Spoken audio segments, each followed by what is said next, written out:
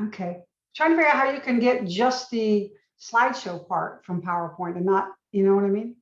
See, if I pull that up, you get all the sidebar. See if I pull this up. Okay, let's see here. Now can I do that? Yeah, it doesn't let me do that. Doesn't, oh, here we go. Okay. Now, what do you guys see? Just one slide? You see one slide, yeah. Okay, good. Okay. All right, I guess we'll get started. Okay, basically, this is just a little presentation on why you should compete and what you can expect when you do. Nothing earth-shattering here, but I thought it was kind of interesting. Okay, I think these are 3 big reasons why we should compete. And that's basically because good things should be shared. People share good stuff all the time, so we should share our work. I think that we share ourselves when we do that, and I think that that's a good thing to do. We bring that moment of emotion that led us to capture the image, we bring that to others. So when we take a photograph that moves us and we share that in competition, we're helping them to kind of relate to this thing that we saw and felt. And I think that's powerful as well. And sharing images makes connections with other humans. We build communities through connection. I don't know if any of you, I know John probably does, he's an artist, but I don't know if any of you have a favorite piece of art that really moves you.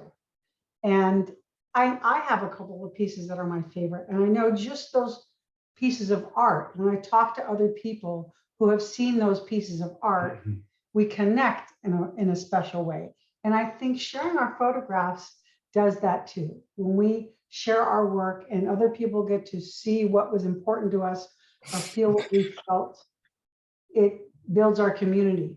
And I think one of the reasons this club, that we have kind of this core group of people that really enjoy spending time together, I think it's because we compete. Just my thoughts on that.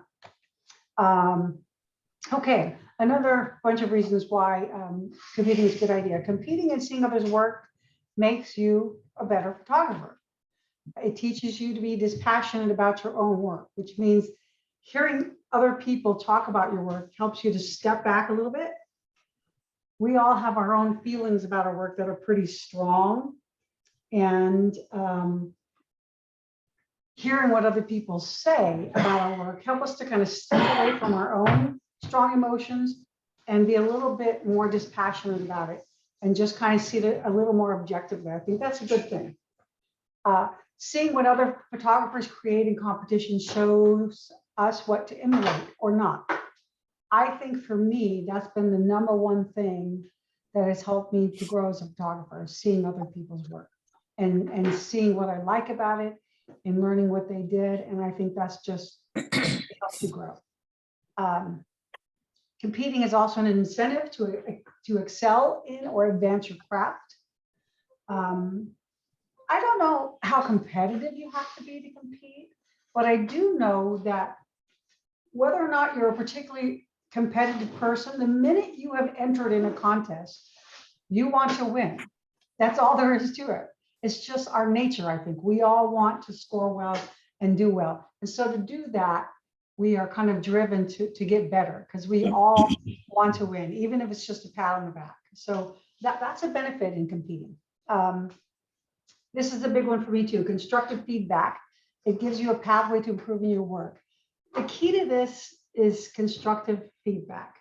If we get good constructive feedback, what we have gotten from the judge is a tool to improve our work. We've gotten something specific that says, this thing would make this a little better, or this is terrific right here, keep that stuff up. Those kinds of things help us improve our work. And we're going to talk a little bit about that kind of stuff a little further, about constructive feedback and what things are more constructive than others and things like that. And lastly, you can reflect on your work. I know when I hear feedback on an image, it makes me look at my image a little differently. Kind of back to this first point about teaching you to be dispassionate about your work. I have personally invested my emotions in my work. All of us do. When I hear somebody else talk about that, I can step back a little bit, see it through somebody else's eyes, and reflect on it a little bit and say, okay, if I was doing this again, what would I change? Maybe the answer is nothing, and that's okay too. But maybe we hear something that makes us go, okay, I can make that a little better. So that's productive. Okay, what to expect when you can compete? Number one, lots of emotions. I think we all know that, right? We have our own emotions just about our image before it's ever seen. And then we have emotions based on the feedback that we get, the responses we see in other people. Sometimes that's good, sometimes that's not so good. But that's just something we have to be aware of, that we're going to have feelings, lots of emotions come up when we compete. And that's not a bad thing. We can also expect to discover what other people's biases are, and maybe our own.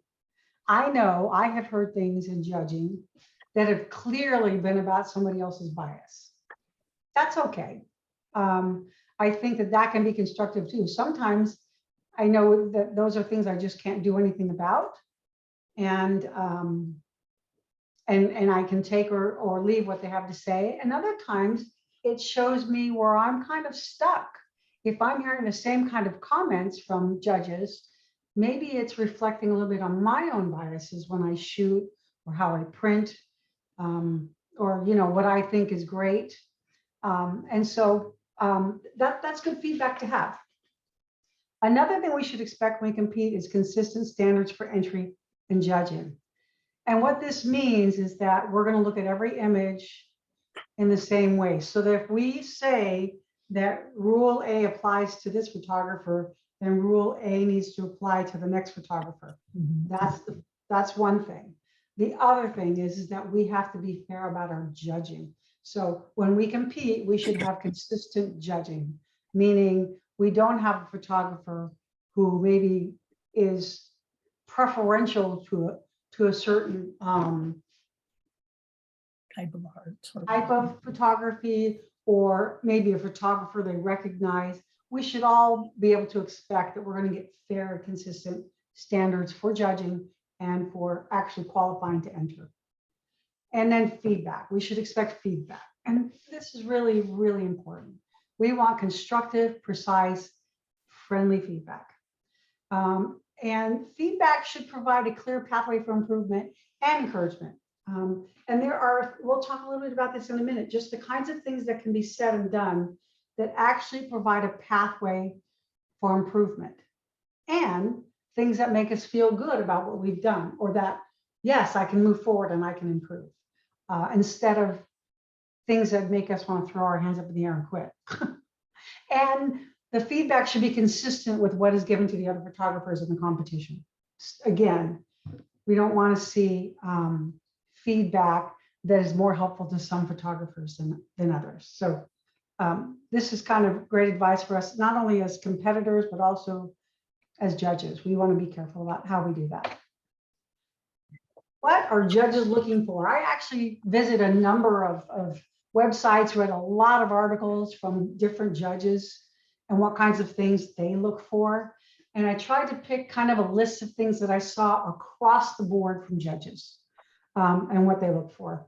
And of course, in every group of judges that I read about, there was one or two things that I saw that one judge wrote about and the other one didn't. So I just tried to kind of throw those out unless I really felt they were powerful. But this is pretty solid across the board. Above all, they're looking for technical excellence.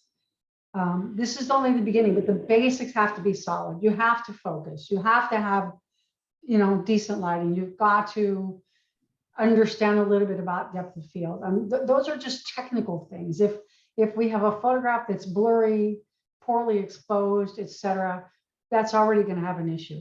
And then from there, we kind of move on to those things that are a little, have a little more depth as far as in your photograph. And so the second thing that judges talk about is impact. And these kinds of questions go into that, answering that. They want to know how it makes them feel. Is this photograph merely a documentary without any connection otherwise? Does the audience have the emotions that the photographer probably intended? Has the photograph stirred curiosity?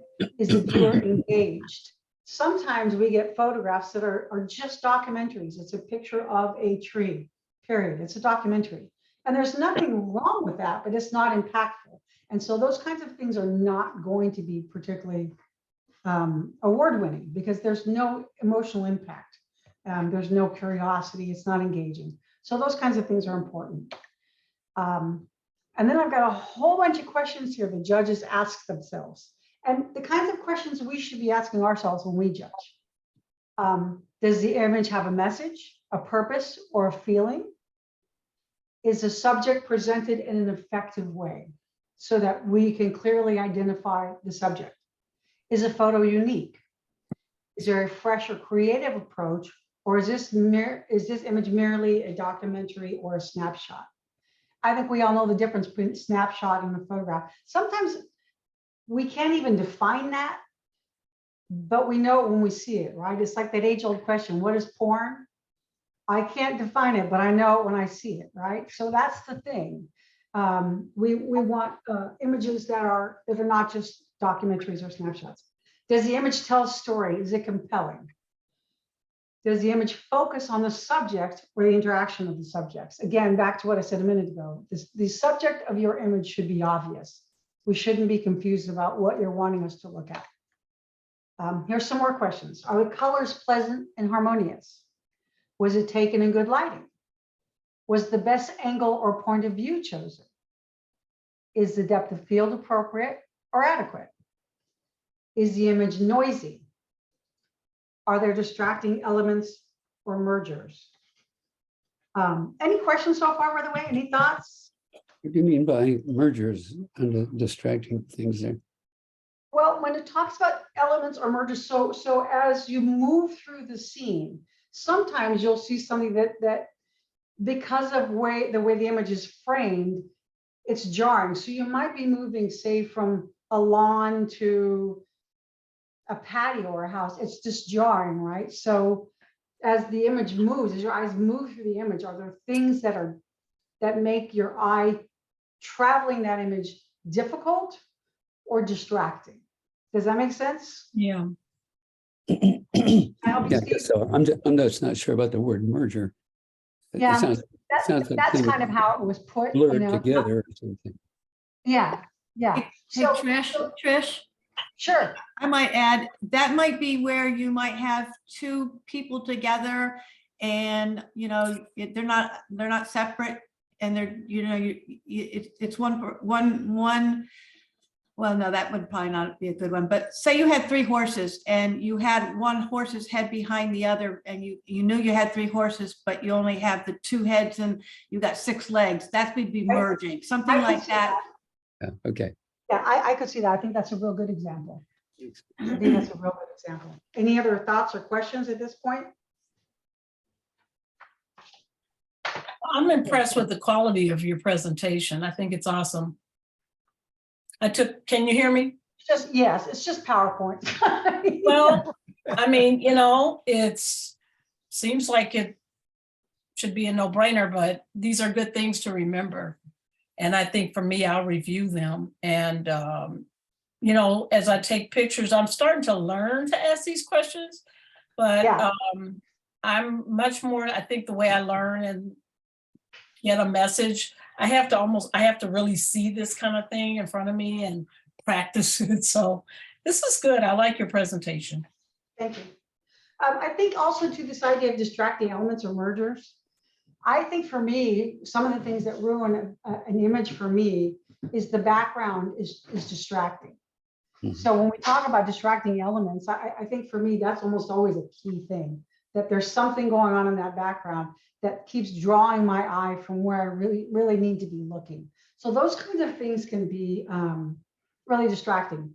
And you all know what we're talking about when we talk about noisy, right? I think most of these judges were talking about just noise, grainy, when grain can add to an image, but it's so noisy that it's just not very pleasant to look at. Noisy can also be used to say too busy, but so that's just another question too. I've seen some images that there's just so much going on that I don't know where to land my eye. And part of that might just be my own ADD thing going on. But if I don't know where to land my eye, I can't begin to decide what I feel about that image because I can't park my brain anywhere. So those kinds of things are distracting for judges too. So, okay. So more questions. Would a different aspect ratio improve the image presentation? Is the image lacking visual interest? How are the tones in the image? Is there depth? Is there implied movement? Does the subject have room to move in the direction of travel? And is the subject something interesting? I think we've seen this a number of times just in our own competitions, where we'll have an object that perhaps is moving or is facing a direction. And maybe the way the image has been cropped doesn't give that subject room to move in the direction of travel. I think those things are important. It makes the image feel really crowded. So I think that's important. And we're going to see an image a little bit later that kind of focuses on that. Okay. And more questions. Sorry. There were just a lot of questions that Joe just talked about. Back to the background. Is the background pleasing? Is it working with the subject and appropriate? So again, that should complement the subject. It shouldn't distract from the subject. And that's just really important. Is the horizon line level? Was it intentionally skewed? I love that they added that second question because we've had some images recently where the horizon line was intentionally skewed, and that's important. Sometimes it can really add to an image. I'm just going to throw a little personal story in here. When we went out last Friday to shoot the blue bonds, I took my camera out. It was the first time I lifted my camera since my arm surgery. I really struggled with it because I can't get my right arm up to the top of my face very well yet. And so I was trying to shoot with my non-primary hand. I could barely get up to squeeze that button. So I was doing this thing a lot. And I was telling Robert that I said, I got some crazy skewed horizons. I mean, not a little bit, way out of whack. And I had a lot of images I just couldn't save. They were so skewed that by the time I straightened that horizon out, I had to chop out 80% of the picture. They were just so out of whack. And that just says how important or how distracting a skewed horizon can be. So that's important. Is the image sharp? Robert and I had the opportunity last year to go down and see some of the images in Victoria. And we also got to see a handful of the images in Cuero last year. Now they're getting 400 and 500 images in those contests. There were images in those contests that were not sharp. And it's kind of shocking to me, but there were images that were not sharp. And I don't know if people just couldn't tell they weren't sharp. But that's pretty much an instant that's going into we're not even talking about this image as a placement file. So that's important. Was selective focus used? That's really nice. Judges like to see photographers choose tools that really draw their eye to where they want it to go. Is the subject in focus? Back to that. If you have your focus in the wrong place in your image, that's going to be a problem. It needs to be the subject. Is the subject properly exposed? Again, and that's where spot metering can help out, is just making sure that the main subject of our image is what's properly exposed. Is there contrast or is the image flat? This is where some Photoshop skills can really change the world, or Lightroom skills. But if it's flat, again, the image becomes uninteresting and unmoving. We want to move a judge and it doesn't happen. Any comments or thoughts at this point? Anything to add? Okay. All right. Making helpful comments as a judge. I saw this meme after I put the slideshow together, and I actually went in and added it because I thought this was hilarious. Me seeing beautiful art. I should compliment the artist. Because I know nothing of art terms, I say, it's shiny. The lines go whoosh, whoosh, and that makes me happy. The colors give me feelings, so clean, so vibrant, I would lick it. Not helpful, right? I mean, It's really great that this person loves art, but they don't know anything about it. So they have a hard time really being an effective judge because they don't understand what they're doing. It is really important as a judge that we offer helpful comments. And as a competitor, we should be able to expect comments that can be helpful to us. We are not trained judges. All of us here are volunteers. We're all rookie judges. Maybe one or two of us have had some training, but by and large, most of us have not had any real training. But it's important to learn how to make comments that are helpful as a judge. And we want to make comments that are going to make an artist feel good, as well as improve their work. So we'll talk a little bit about the kinds of things that are helpful. Okay, things we should do as a judge and things we should expect from a judge. We should be articulate. We should explain our reasoning. And this is just for me, the nutshell. Why would something else be better? So if I'm going to tell somebody that this is an improvement of their image, I need to explain why. And it shouldn't be, this should be brown because brown's my favorite color, okay? We want something constructive for that photographer. So these are things that we want to offer. We want to offer advice.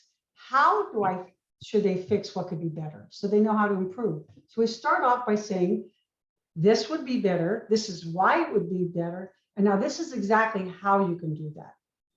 Crop this from the left side over to here. Give that horse room to move in the frame in the way you crop it. Things like that. That's constructive. It's specific. It's a goal that somebody can look at and see if they've met it. That's important. Ask questions. Critique should be informed. Do you understand the content or intent, etc.? If not, ask her before you offer critique. We have an environment when we have our contests that really makes that possible. Before we offer critique, we could ask the photographer, because we've already scored especially, we can say, hey, who's the photographer and what were you thinking here?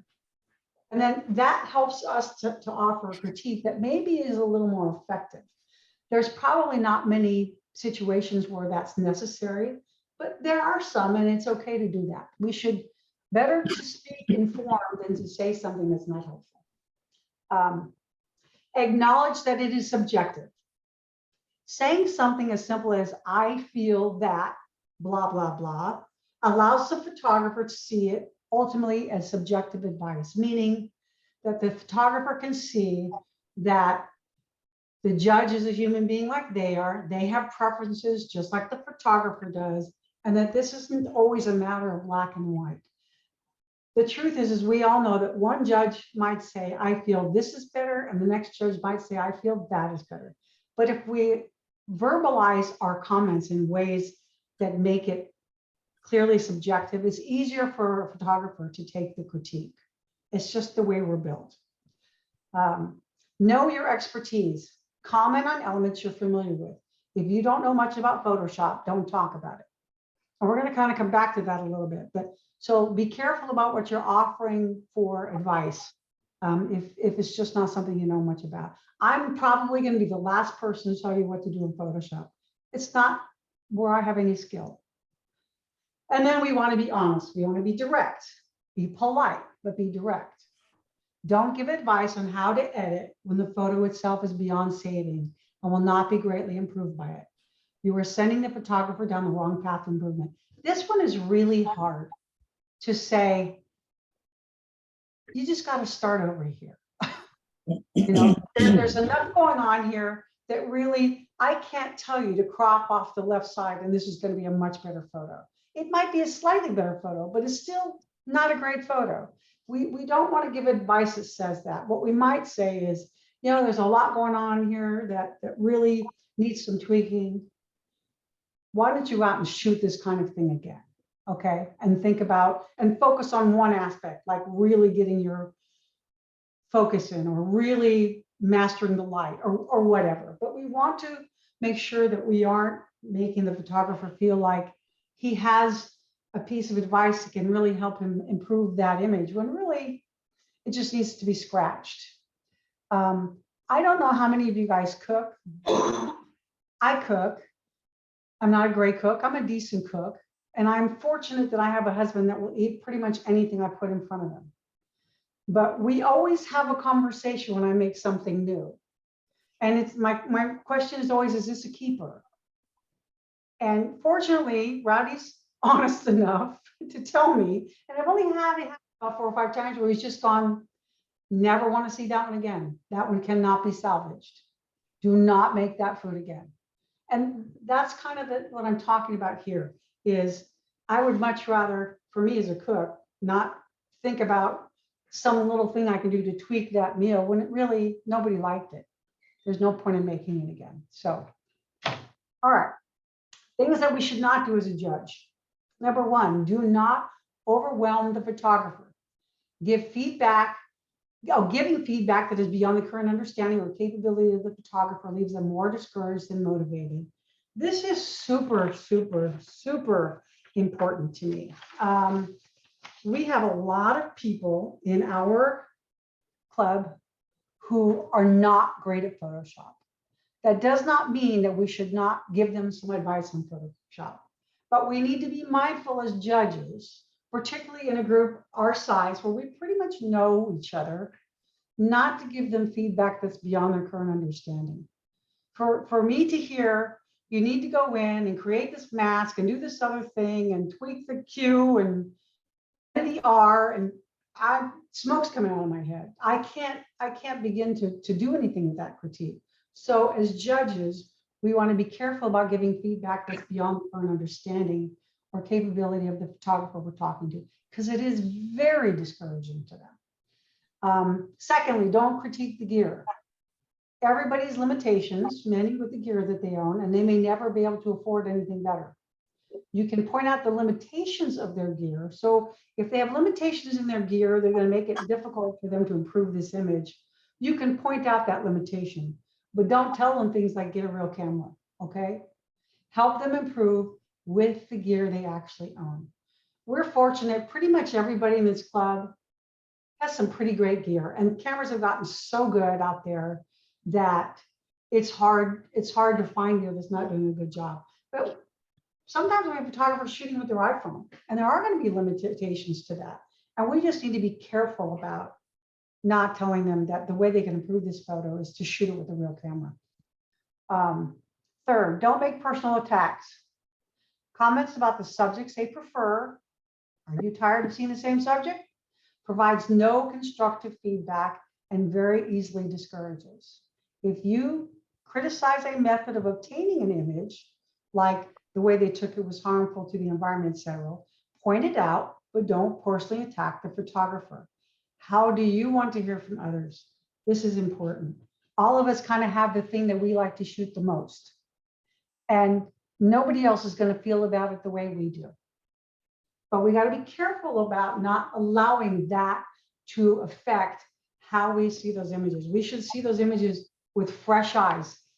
If I like taking pictures of shoes, and once again, I have a picture of shoes, the judge's job is to look at that image of shoes like he's never seen an image of shoes, to not allow that personal feeling they have about it to change how they judge that specific image. That's really important.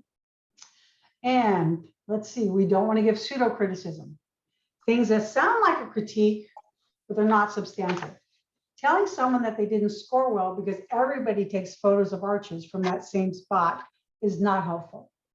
Making a recommendation on the best time of year or the time of day to shoot and how to do a better composition are. Do you guys understand the difference that I'm talking about there? Yeah. Yeah. Okay. Yeah. Yeah. So let's be helpful in what we have to offer. Offer recommendations for improvement. Okay. So now we're going to take a look at examples of some images and some feedback that we might offer. This image of this bird, this is kind of a piece of critique that was given, some comment that was given about this image. What's great about this image or maybe what it needs. So we can see here, it says the action of the wings adds interest to this image. The low perspective gives a unique view of the subject. The depth of field and lighting increase the visual appeal. So you see these comments here are very specific. They talk exactly about what's great about this image. It addresses a lot of those questions that the judges ask. Does it give an interesting perspective? Is the depth of field or the background distracting to the subject? Those kinds of things. So it talks about what really increased the visual appeal of this image. That's really effective feedback. A photographer can hear that and learn and do a lot with that. They go, okay, now I know what works, and that's important. Here's another image. This image has a feeling of tranquility. The lighting and the soft focused background of the impalas reinforce the feeling of the peaceful scene. That real shallow depth of field is great. The subject pops, and it helps to create the story. So we can see the tools that the photographer used. Those are being talked about very specifically. I think the crop is terrific too. We don't have a bunch of stuff going on that's distracting. Once again, very specific, very direct, very positive, very helpful. Okay, and what I've chosen to are, these are all images that are done well, okay? I didn't pull anything that wasn't real great. This image exhibits emotion. Note the eyes, the face, and the hand. They're darker, more vibrant, sharper than the surroundings. Note the alternating light and dark areas that create tonal contrast and visual image. Interest. The subject stands out. The direction of the gaze into the negative space works. So it talks about all the things that make this a great photograph. And one of the questions people ask about competition is, so when do I choose to go black and white? And so I just thought I'd throw this in here too. When do you choose to go black and white? Some people think that, especially nature photos or landscapes, that they're really not for black and white, but it's really not the case. Black and white is particularly effective when the subject has texture or interesting shape or form. And that can easily be found in landscape.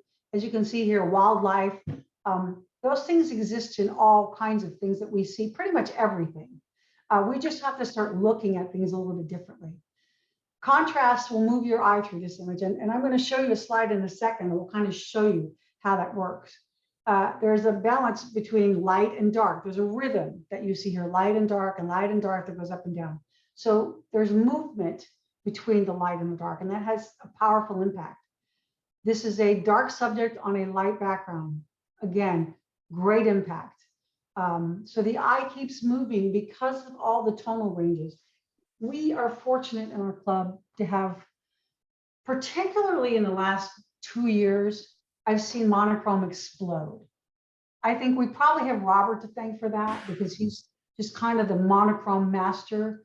But I'm seeing a lot more images that in other categories that are also black and white. I think that's fantastic. It says we're learning a lot about how versatile black and white is, that it doesn't have to just be something kind of gritty, you know, or emotional, that there are lots of things that just have a powerful impact in black and white.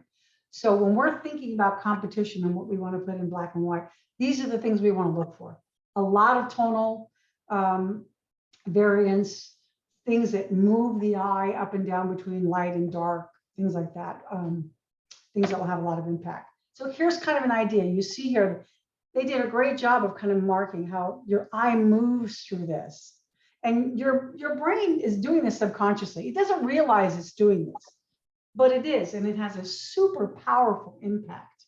And so when we're looking at images and what might work in black and white, these are the things we want to look for, is that eye moving back and forth between light and dark. And of course, this has beautiful texture in it, and that's also just fantastic in black and white. So when you're thinking about competing, broaden your horizons if you haven't already. Broaden your horizons using that black and white, because I think we want to see that in every category. And I just think it's fantastic. The club has really kind of expanded that. Any comments or questions or thoughts? Okay. All right, I think we're going to move on a little bit. We'll talk a little bit about some of the images that some of our photographers have done. I think that you can see through the images that we collected here how photographers have improved over their life as a photographer because they have competed. And I'm going to ask John if you could talk, since these are your images. John, can you talk? I can talk. Okay, great. Why don't you talk a little bit about these images and what you see in the differences between your first image and your most recent image? Well, the easiest thing is the fact that the top two images are film and the bottom images is digital. The top left image was taken in 1981 in Amsterdam with a Canon A1 on Kodachrome 64. Next image is taken on the other side of the bridge in 1991. Camera, same lens, Later. different settings, different lighting, the same view. The bottom is taken with my Fuji in 2016, I think. When were we in Amsterdam? I don't know, but anyway, 2000, somewhere this year, this century. But the difference, and the whole difference between all of this is the bottom one is edited, the top two are not.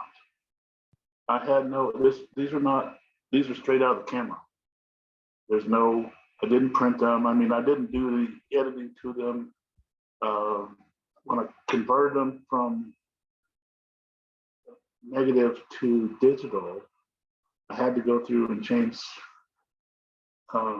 white balance. And I found that because I use Kodachrome 64 at night, I got more yellowish colors. Mm-hmm. And so the first one, because it was underexposed, darker, I was trying to catch the light. It was on the other side of the bridge. So all three pictures were taken on the same side of the river, looking at the bridge. The only difference is the first image was taken right at the edge of the water, showing the bridge. The next one was down a little bit further because if you can see, there are boats now parked along the side. Mm-hmm. And there's a boat on the left-hand side and a boat on the right-hand side. So I couldn't get next to the water to take the image. I was further back with a telephoto lens. The bottom one was with a zoom lens because I couldn't even get close to the water. I was actually between two double-decker barges shooting through between them to get the picture of the bridge. Wow, wow. So can I jump in here real quick? Oh, go ahead, John, I'm sorry. Oh, no, that's pretty much it. I mean, the only difference is editing. And what I have learned over the years, first, because I learned in a darkroom, you change the film when you printed it by changing your editing with an enlarger. Does anybody else have any comments about what they might see as growth and different between the first image and the third image particularly? Can I just interject? I really appreciate these three images. When you ask us for three images, I gave you three completely different. I don't necessarily have the advantage of, being in the same place for a decade. But I think that this is really phenomenal because you can really see how he's grown as a photographer. It's exciting to see the latest image, the sharpness, the composition, the detail. I mean, you can just really see the growth, and that's very exciting. I would say the same thing, Denise. Exactly. For me, the bottom picture, I feel the composition in the bottom picture is better. Even though you had to do all those weird things, John, you're in between these barges, you had to work to even get the image because you couldn't get to the position you preferred. I feel like the composition for me is more striking. Yeah. That leading line is more comfortable to me than the others. And again, I think, as you said, it's crisper. The editing, I think, has really made an impact. I think it's a really good example of how you have used skills to bring this into a different place. And I love that you were fortunate to have three pictures that were essentially honestly this kind of the same. I don't, nobody else has that, but I love that you could do this because I think that's really great. I think Anybody else have any comments they want to add to that? it shows a big difference in cameras. Go ahead. It shows a big difference in cameras and how you take pictures. Oh, sure. I mean, Canon A1, that was a good camera back in that day. Okay. The first picture was the first time I went to Amsterdam. The second was 10 years later, and the last one was just a few years ago. Yeah. And you Yeah, can I tell see the difference in the how camera much here. places changed. Yeah, yeah, that's true. All right, okay. I put for here because I wanted to tell you a funny story about one of these. Well, funny, I guess, maybe, I don't know. Okay, so the image at the top of the fish was one of the first images I showed in the club.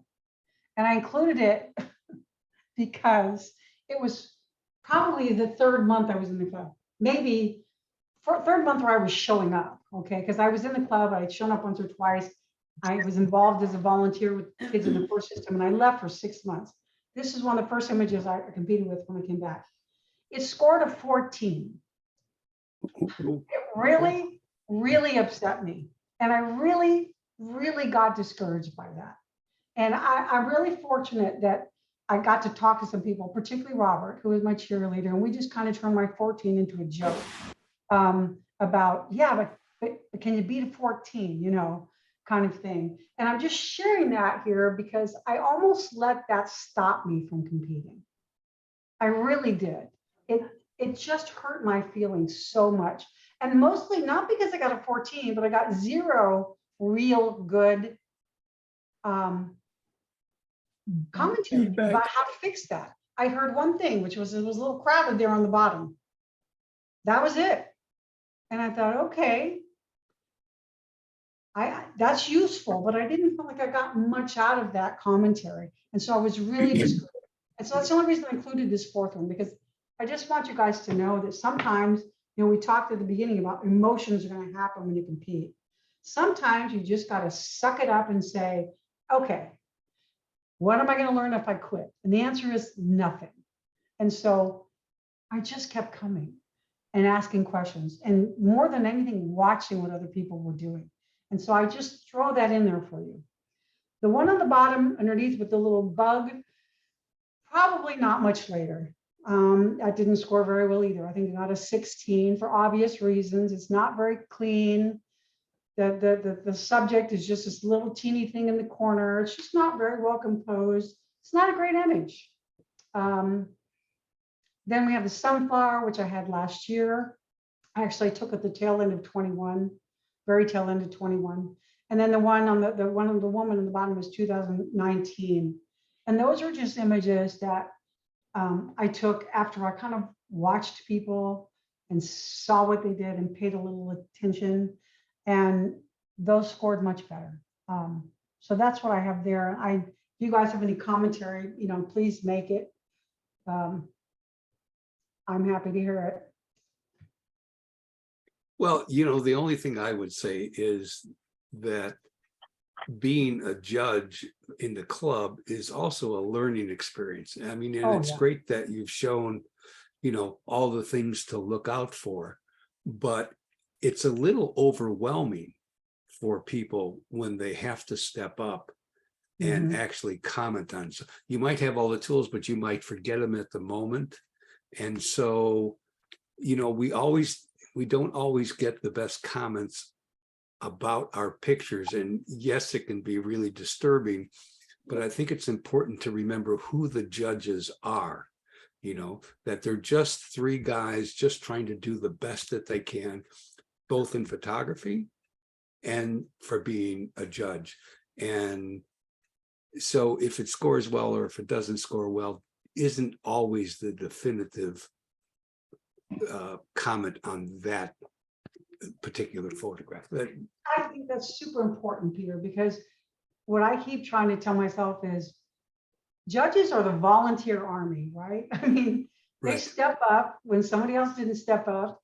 And like I said, most of us, we're not trained for that job. I mean, it's not something that we have spent a lot of time getting trained at, that we have a lot of practice at, that we get paid to do. It's nothing like that. So we have to keep in mind and not take it personally. And like I said, Robert was really good at helping me to remember not to take it personally. Don't take it personally.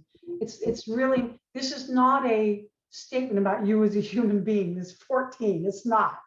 You know, take it, learn from it, move on. And I just love that you said that these are people who are just trying to do the best job they can do too. Yeah, I think that's really important to remember. Okay, all right, we'll move on. Trish, wait, before we move on, Okay, all right. could you go back for a second? That Yeah. first image you have of the fish, can you talk Yeah. about that and how you felt about it and all of that? I know you already told us what you felt about the score, but how did you personally feel about your image? Well, it's hard to say, Jack, because what I feel today about this image is very different than what I'm sure I felt then. Part of what I felt then was I was really in love with it because I loved the flow of the fish. I just felt like my eyes flowed through that image. I shared them on Facebook and I was inundated with comments from people who loved it. So I thought, this must be a great image. So many people loved it, you know? So it was that kind of thing. And like I said, for me, I loved the flow. I felt like that was really nice, but it is crowded, you know? I mean, it's not particularly compelling. So I look at it today and I get that it's not a great image. I totally get it. At the time, I was really emotionally invested in this because I had a lot of emotion when I saw the way that the fins moved. And I had so many people tell me, what a fun image, you know? So I'd been more invested in it than I should have been because it's not a great image. You know, I can see that today. But at the time, I was really emotionally connected to that image and just thought it was a showstopper. So I don't know. You know, hindsight is 20/20, right? Yeah, but for me personally, you keep saying it's not a great image, but I personally think it is a very good image. I really like it a lot for a lot of different reasons. So all I'm saying is, you know, each judge is going to judge you like you were talking earlier, subjectively and so on. Yes. Yeah, maybe somebody wished it wasn't cropped quite as tight and all that kind of stuff, but there's an awful lot I like about that image. So it's just feels odd to me that you put that almost as your least attractive image. To me, the other one with I think the one on the bottom left is my least favorite of the group. Oh, okay. Well, I was just going to say about that one that it's just there's just too much of a distraction there, and you know, I agree. and your subject is very small, and you've already pointed out all of that. So I like the fish a lot better than maybe you do now. Yeah, I do too. I agree. I think it's a better image. This is kind of will be forever seared in my mind as the lowest score I've ever seen given in the club. So. Okay, thanks for speaking about it, though. Yeah. I think we've all had one of those, I think. Oh, I'm sure. Yeah. Trish, Yes. on the fish, Pardon? on the fish photo, if you Yes. go back to it, it's so sharp and so clear that it looks like it's out of water versus in the water. Well, If you look see, at it, it looks like it's floating. I like that too. I like that too. And you know, the thing that I remember most about shooting this, I was at the Botanical Gardens with a girlfriend who had two very small children. And I was leaning kind of over a railing, shooting straight down in the water and trying to deal with a 2-year-old that was trying really hard to land in the pond at the same time. That's what I remember about that day. So when I got this image and it was as sharp as it was and it had that sort of 2-dimensional quality, I just thought, holy cow, that's great, you know, especially for the circumstances. But like I said, I can see now the problems with it. You know, I think sometimes a little ripple in the background, that circle in the background, I find that a little distracting. But I love that it looks 2-dimensional. But, you know, like I said, I threw that out there mostly because it scored 14 and it almost made me quit the club because I was taking it very personally. And it's just something we have to remember. It is subjective, just like, you know, Peter said. And we have images that are human and Jack said the same thing. We kind of got to let that go and move on. and move on to this really crummy image in the bottom. Right. So anyway, okay. So Peter, talk to us about your images. Well, the one on the left is one that I did early on. One of my first, and that's my 14. I thought that it was really interesting to see this bird have a toy in his mouth, and the judges didn't think so at all. You know, I was kind of amazed by it, but back then, when I first started the club, not a lot of people talked to new people that came in. It was kind of a clique. And, you know, I had to really push forward because I was really isolated. There was nobody that really explained why it was a bad photograph or why they didn't like it. I kept thinking, well, look, it's sharp and it's interesting. It's got a toy in his mouth, you know, but I stuck with it. And eventually people talked to me. And eventually I think my photography skills got better, you know, kind of in the middle, you know, like the 2010 or something like that. That's where the Vulture came in. And that one got better scores. Still didn't get first place, but it got, you know, it got respectable. It might have got an honorable mention or a third place or something like that. And that really pushed me to try to do better, both with my camera and with my editing skills. And the one on the right is one from, you know, just this year. I took it up in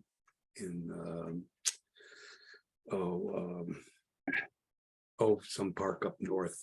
Anyway, and you know, I've got better equipment, I've got better editing skills, and I don't even think I put that one in for competition. I'm not sure I did, but You did, Peter. I did, yeah. I think it looks familiar to me anyway. I don't. Yeah, me too. Yeah, I shot That's lots of great. pictures of this guy. And so for me, the progression has been, I stuck with the club, and through every month submitting 5 photographs, I've just gotten better. You know, I think it's just the idea of competing, like what you're saying, that has really improved me. So that's it. That's. Anybody else have any comments or that they want to add to He did lie.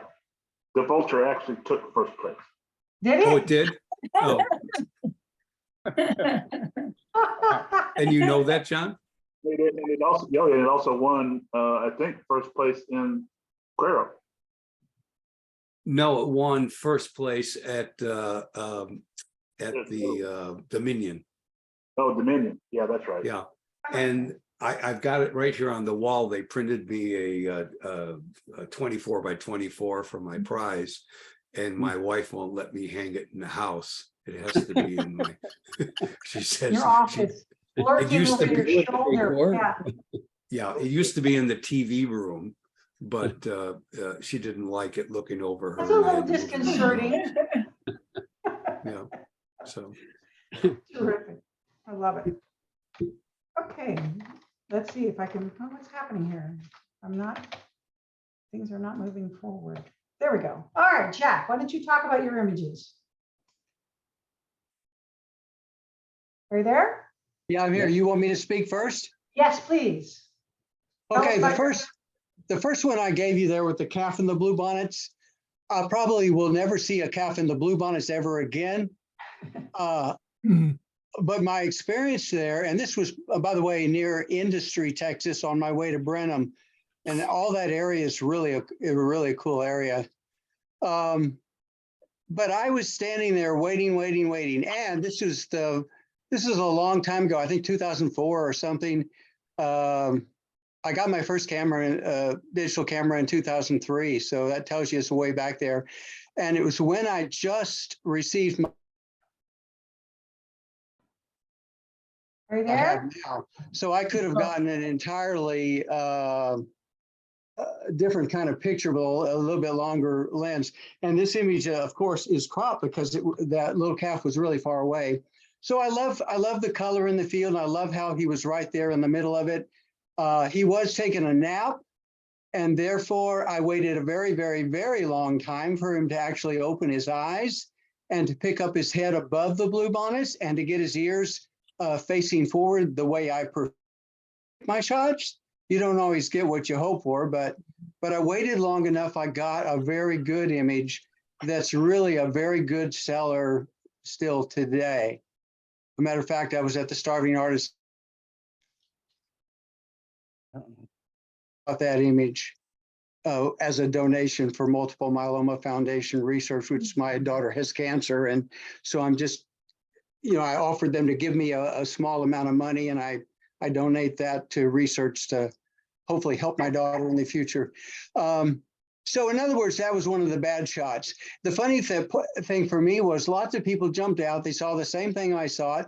They took their snapshot image and thought, oh my God, isn't that great? Now let's move on to something better, right? Or something else. And they went on down the road while I stood there and waited and waited. Was the good one. But I took a lot of shots just waiting for him. The middle image, I scored, I don't know, medium range here when I entered this in competition. For me, it's exactly what I wanted. Exactly what I wanted. I have that printed and it's hanging in my camper window because this is Benjamin Bear. He is my road trip traveling buddy. In other words, if I get lost on the road trip, he's never one to be yelling at me or saying, what? And you just look at him and you're like, it's like he's saying, you got this. Don't worry. Everybody gets off track once in a while. But as far as the competition goes, it's exactly how I wanted it. I don't think I could have improved it any better than what I wanted. But I think sometimes judges think, oh, that's too simplistic. It's just he dressed up a bear and took a picture of it. Well, that's all I have to say about that one. And then this last one, I can't remember what the score is right now. But I remember. it scored pretty high, Mhm. and it was taken in Canada. You go down the Alaskan highway, and there's this point where there's adults behind this little calf, and it happened to be a little light rain at the moment I took the shot, which adds interest to this image. So that's how that one and the emotion and everything is so much better. It's probably cropped a little bit because I really wanted the eye to go to the calf, and I didn't want you focusing on the others. So anyway, that's how I got better that way. I think the composition is fantastic on that one, on that last one. There's just so much about that last image that is really compelling. Very nice. Anybody else have any thoughts or comments? No, great images, Jack. All of them. Thank you, Steve. Okay, Charlie, can you speak? Can you hear me? I Yes. can hear you. Yes. To talk about your images. A quick second while it's quieter. Kind of walk away. All right. So once these images, so the one on the far left, the sunset, that one scored kind of okay for whatever category it was, but it was rated kind of nice for the colors. But other than that, it was like there's not much else, to say on it. And when I did the competition, there was another image I probably should have put in here that they liked a lot because it actually had a subject in the picture showing perspective. And so then I kind of started thinking of like, okay, how can we start adding either a different subject or give it a story? That was the one thing. And then on a trip a couple years later for the middle image, I was looking at it, and I always do keep in mind back of my head that whatever images I take are submit or what, regardless if others like them, I submit or keep them because I like them. So like the middle one, it reminded me of like when I was there with the bird flying through the image. It felt like it was like an old, kind of like the, you know, watching an old Western movies. You got the Indians out there, and that's what it reminded me of. And I just liked it with the crow and raven flying around. And then as my skills did progress and cameras did change, being able to do different things in either Lightroom or just with the camera itself, I started coming to the colors. And like this is the Black Church in Iceland, and it's like made out of tar pitch. And it's very old. You'd have to Google it to get all the dates, but it's very old. But the colors and the mist and being able to learn over the years how to bring that out. And then also with the whites, like they're not blown out, so I can actually see the details in there. And images I would have done 5 years ago before doing these competitions and hanging out with everyone here, I never would have been close to getting that type of quality in that image. There's another Iceland image that has somebody actually in the doorway, which I like better, but I like the colors in this too. Very nice. Yeah, there's just so much depth in this last picture. Yeah, yeah. Yeah. And the contrast of the black and the color on the back, I think is really nice. Yeah, Mhm, mhm. but definitely changed over the years. Yeah, oh, definitely. Yeah, I can see the growth from the left to the right. You can definitely see that just the Mhm. increment of growth. Yeah, for sure. And the other thing that it's taught me is using different lenses. And like right now, my lens I've been having the most fun with in this past years was 70-200. And before I never would have thought of using that. And then I got into using a 50mm all the time. So that's been also a good learning curve of trying different lenses. And sometimes I go on a hike and I take a weird lens with me that you normally want to take just to see a different perspective. Nice. Very Any nice. other comments? Yeah, I mean, even the middle photo is phenomenal, but you know, it's like you could see the skills from there to the last Mhm. image. I mean, it's Oh, yeah. a huge jump. yeah. You know, Yeah. you mentioned something, Charles, about the image on the right where you didn't blow out the whites. That's a learning point for me. I never thought about that. And yet it's wonderful to be able to see those whites and to see the detail on the whites. And so that teaches me something to look for in the future with my own images. So I appreciate you bringing that out. And to add to that though, sometimes you can blow out the whites and it makes it more of a high key image and it looks totally different. And it's more artistic looking and it might be really cool. Like when we did the negative space thing a couple months ago, you know, if I could have, I would have loved to see a little tiny tree in this blown out, like high key white area and just have it. And to me, that would have been an amazing negative space. So sometimes it's fun to play with things blown out or really dark or really bright. It's just, you know, in the artistic eye. Yeah.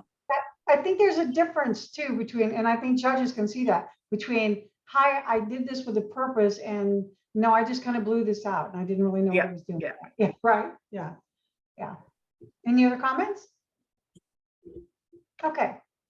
Marie, can you talk to us about your images? So the one up on the upper left is one that I took at the very beginning of when this was at a different camera club when I lived in Virginia. And you can see where part of it's in focus and part of it is not. I didn't understand about, you know, waiting for that butterfly not to move. And so the wings were moving. And so it just took away from the picture. And so I didn't score very well with that. I did get the face and the antennae sharp, but you know, the whole thing it just wasn't sharp enough. And then the one in the middle is a hummingbird that I took down in Ecuador. And so I was learning, you know, now to get things sharp to make sure that, you know, in this case, the wings are back. So when you're taking bird pictures, you want the wings back, you want the wings down. You don't want to look at a bird with the wings straight out. unless it's kind of coming towards you and you want the wings maybe pointing down a little bit. But this one is more sharp, and so I was progressing. And then this last one was taken up in Pennsylvania, and of a raccoon. I have some friends up there that run workshops, and they live out on a farm. And I was having problems with my Olympus and my M1X. I don't have it anymore. And so I called him up and I said, hey, can I come up for the weekend and have you guys take a look at this camera with me? So he has a setup with raccoons up there where he feeds them. And he's got these huge lights, you know, like you would be doing a portrait, you know, like we did with the portraits the other night. And so we went out and we played around with the camera all day long, and it didn't do anything wrong. We're acting quite, you know, like there was nothing wrong with it. So we set it up for this particular photo shoot, and he double checked every one of my settings. This raccoon shows up and the settings went kaflooey. So we reset the camera back up and everything. And this is one of the few pictures I got that actually was sharp. But what it ended up being is that they replaced the motherboard in the camera, but it was a setup. But you can see how taking pictures, you know, under controlled circumstances with lights and things like that, where you can just see the depth and that type of thing. So it just was a progression. But in this case, I was using it as trying to diagnose a problem with my camera. Very nice. Yeah, very nice. Well, and I love that setup, you know, it allowed you to bring out the lights in the raccoon's eyes, and you see the depth in the hair and things like that. And you don't usually get an animal setup like that, do you? No. Yeah, but you took full advantage of it. That's a terrific shot. Yeah. Yeah, that's really great.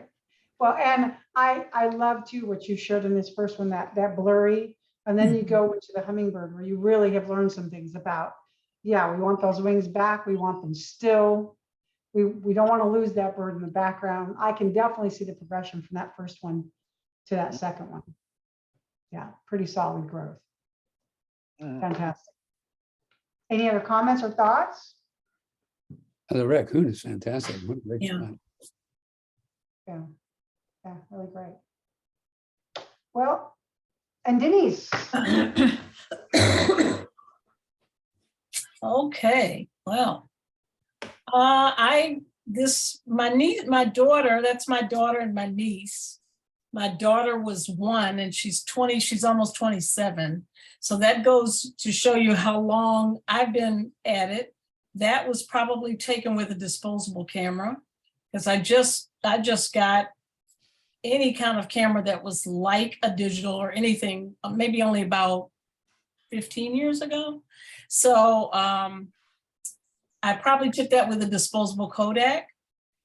No knowledge of what I was doing except just trying to capture the moment. And, you know, I think it's cute because it tells a story. She's literally just learning to walk.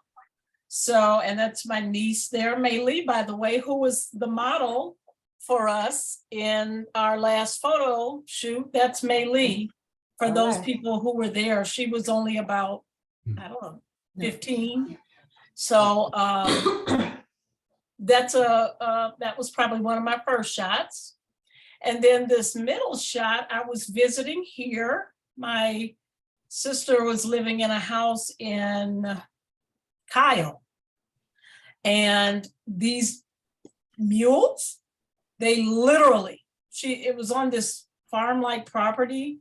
And I was walking, just taking a stroll, taking pictures, and they started following me. And they walked all the way back onto the property with me. They were following me. My sister was saying I kind of like an animal whisperer, because literally I didn't feed them. They were very docile, but they actually let us take pictures. I took probably, I don't know, 100 pictures, and they stood around, and every time I moved, they moved with me. It was really unusual. So here it was just me just starting to learn about depth, and not necessarily depth of field, but just I've always used my photography as kind of an art form. So, you know, I enjoyed the stripe on their back and showing the distance between their heads. And then the final picture here I took when I moved here in, I think 2018 or 19, at the Cibolo Nature Center. It's what's interesting about that picture is that I don't know very much about shooting in the dark or anything. And it was very early in the morning. I mean, the sun was just starting to come up. Most of my pictures were very dark, and I enhanced this picture. I don't know Photoshop, but I've just learned to use, you know, how to brighten or add color or depth or sharpness. So this is an example of kind of where I am today with my level of knowledge. I don't use Photoshop or any of those really right now. I'm just now learning how to crop an image, how to make it interesting, how to make it, that's kind of where I am with my level of experience. It's just kind of starting to make it interesting to the eye, something that's intriguing. And I feel like that kind of, this picture represents where I am today. Well, I see a massive level of growth from the left to the right. I love the first one is just a snapshot, which is great. And I think there's a place for that as photographers to just capture the moment. And I think that's really important. But I love that this one on the right, you have really focused on, you know, the textures and the movement and all of that. And you've gotten down on this eye level to see that. And I see a whole different, I feel like in this last picture, you're looking through the lens differently than even the middle picture. Yeah, I Just agree. my take. I agree. Yeah. Look at the river. Look at the river, the flow of the river. Yeah, Your eye just gets led back there. Mhm. goes all the way back past the trunk on the left there. And Yeah. Denise, I have to say the Cibolo Creek one looks like you stole it right from Peter. Well, that's because you can't take a bad picture at Cibolo. Yeah, Peter knows it. Peter's been over there a lot, and it looks like one of Peter's pictures. Oh, wow. That's really Yeah. great. I would have probably been thinking, oh, that's another Peter picture. So great job, Denise. Good Thank job. you. Yeah. You know, I think you've got the best progression so far out of anybody. Mhm. You know, the left-hand one is a snapshot, but it is an important thing. In the middle one, it looks to me like you were really trying and really thinking about what you were doing, right? But on the right-hand one, it's like all your skills have kind of come together to create a real piece of art. Yeah, I agree. I agree. Yeah, that's where the one on the left, I know it's just a snapshot, but I didn't start off as a photographer.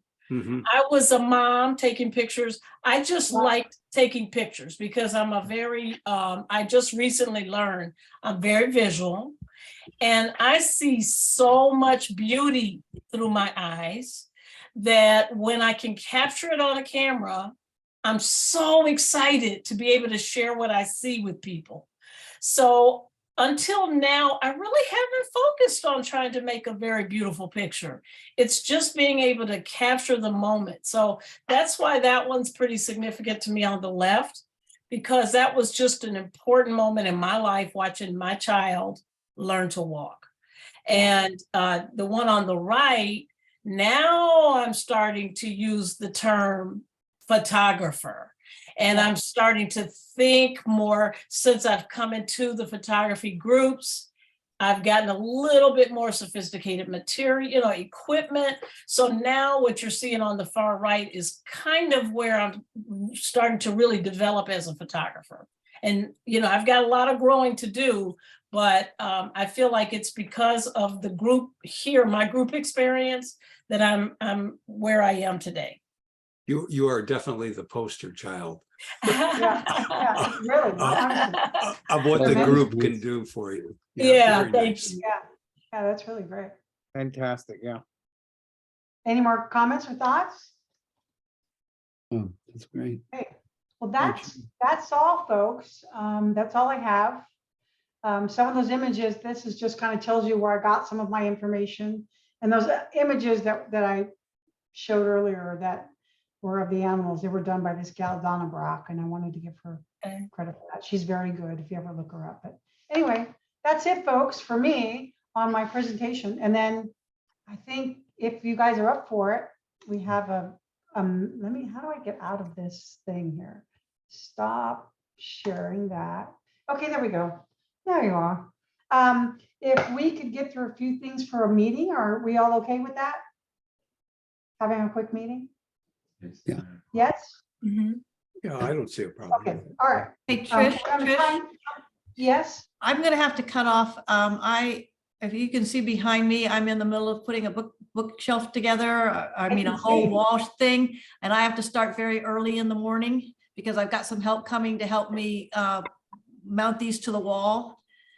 So I've got some things I need to get done to be ready for that. Okay. So can I just catch up All with right, you well, guys thanks for later? joining us. You can watch the Yeah, video. Hopefully absolutely. I'll post it on our Facebook Okay, and on our Thanks. website. great presentation. Yes. Thank you. We'll see you soon, Marie. Okay, bye. Bye. Good night. Night. Okay. Night. Okay, I guess there's just a couple things I thought we could talk about. I'll try to keep this pretty short. I know it's already 9 o'clock. One of the first things I wanted to talk about was chain of command. I think there's a little bit of confusion about who does what. I don't think we necessarily want to change any of it. I think we just want to be clear who is doing what. Who gets scores and photos, who collects the images for the web, etc. Things like that. I know John did a nice job with his notes here about who gets the scores and photos. So I just want to make this clear to everybody what we have. The digital chairman, who by the way is now, oh no, sorry, not digital. The digital chairman gets the photos as they're uploaded electronically. So they automatically have those images. The print chairman should get the print photos after John downloads them and sends them.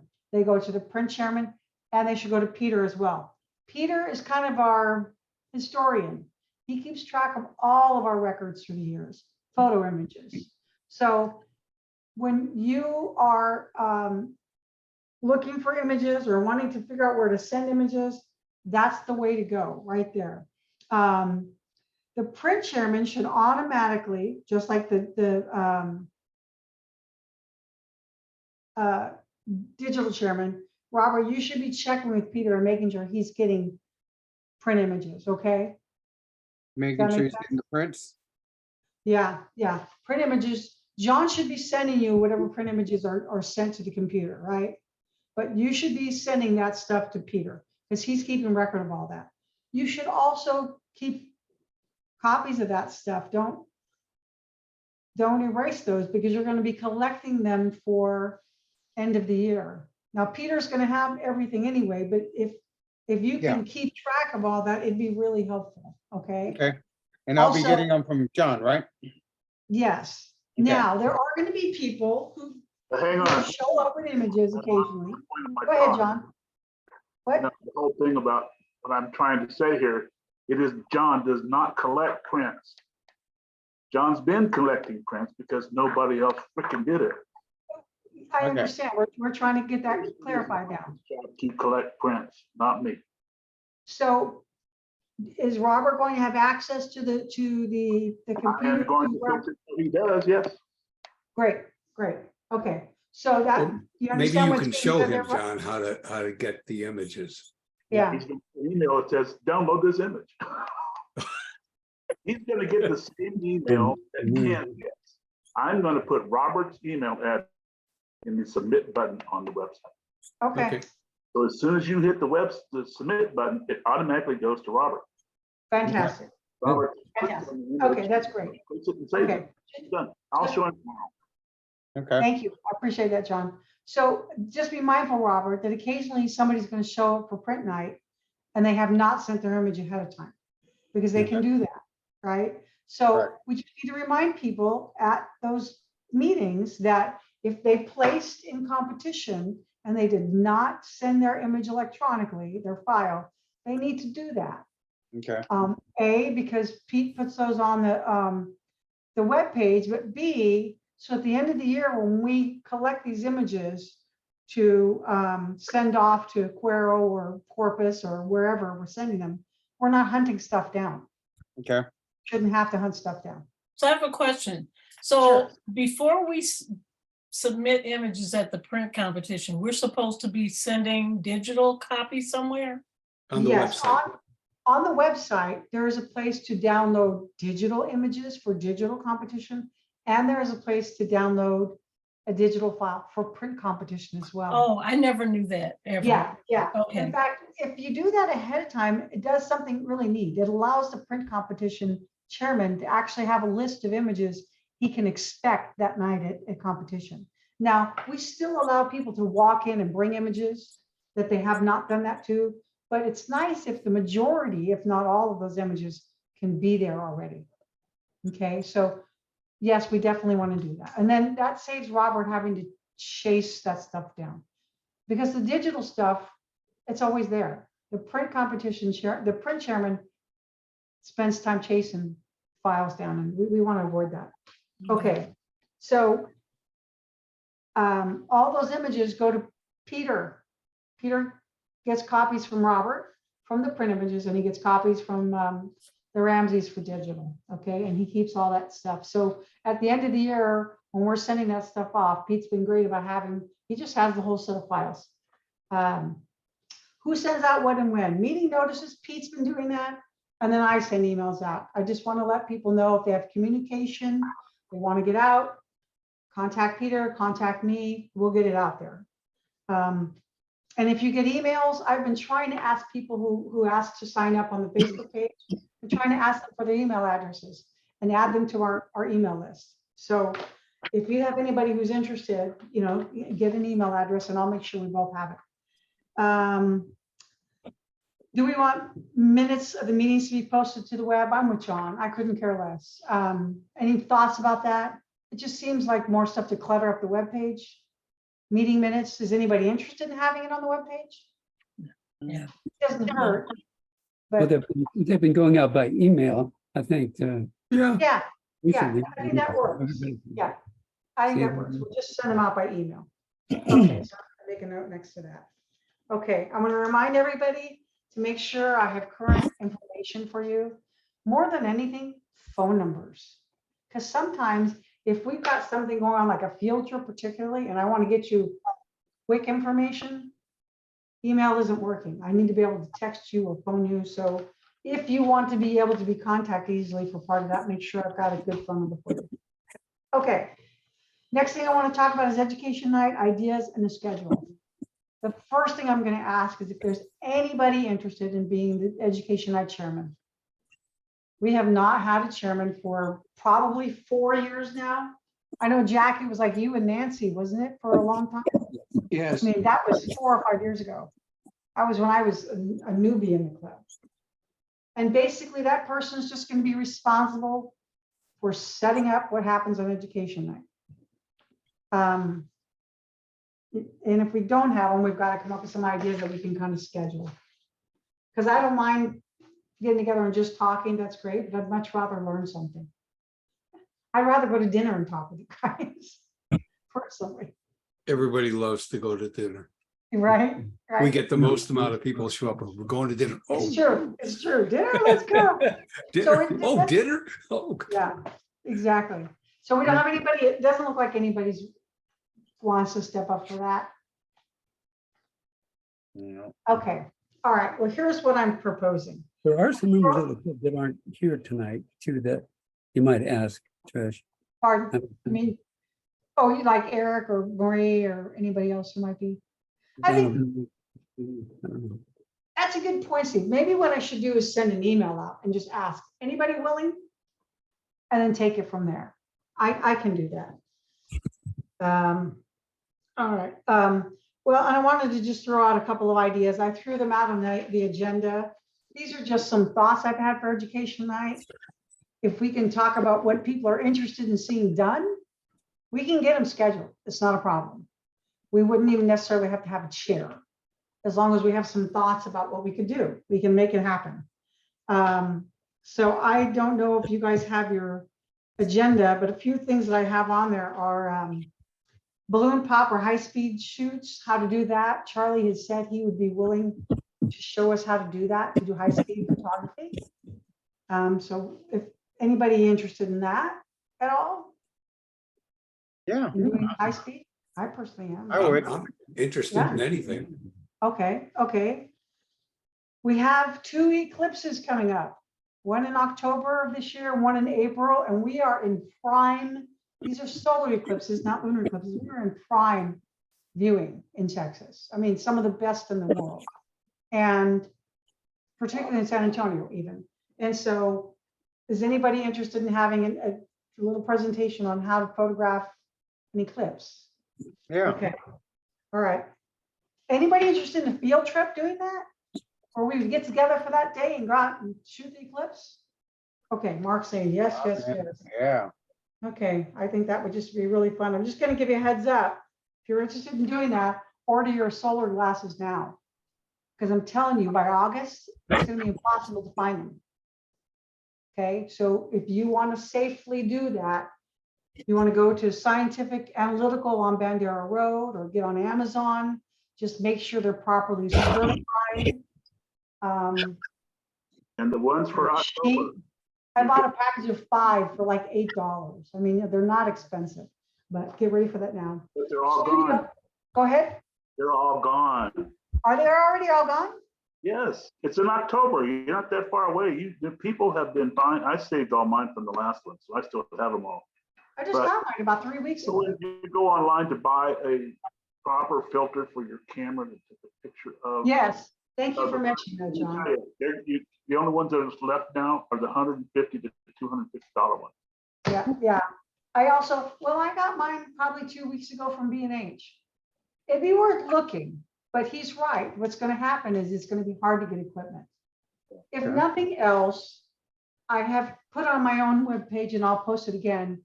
Even if you can't shoot it, if you want to just come out and look at it, it takes 20 minutes to make a box out of a shoe box that you can safely view the solar eclipse from.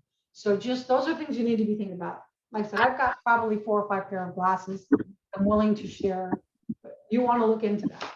And I would check Scientific Analytical on Bandera Road because they regularly carry them, but it will get where it's tough to get them. Studio shoots. So go ahead, sorry.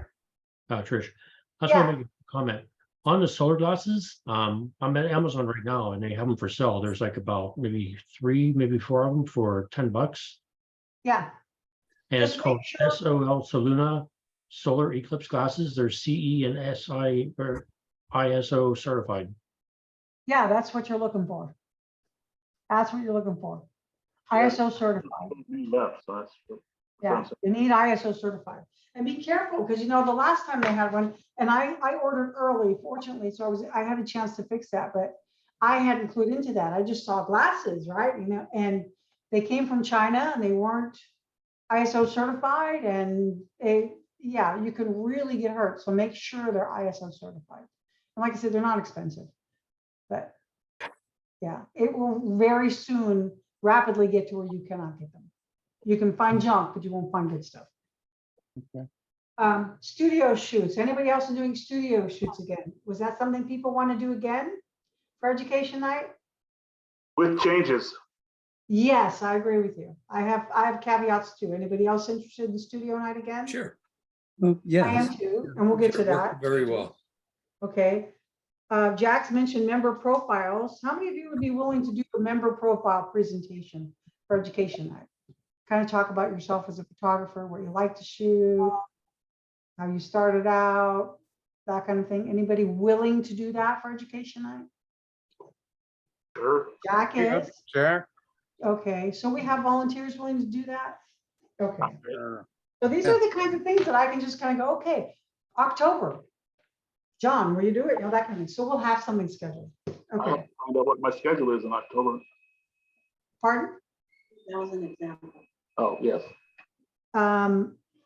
No, The last one I want to talk about is there's a photographer by the name of Russell Graves. You should look him up, russellgraves.com. He's in Texas. Cuero had him come and do well, actually, he didn't come down there. He ended up doing a Zoom meeting. He really would like to come in person. If we could get a spot for in person, it's great.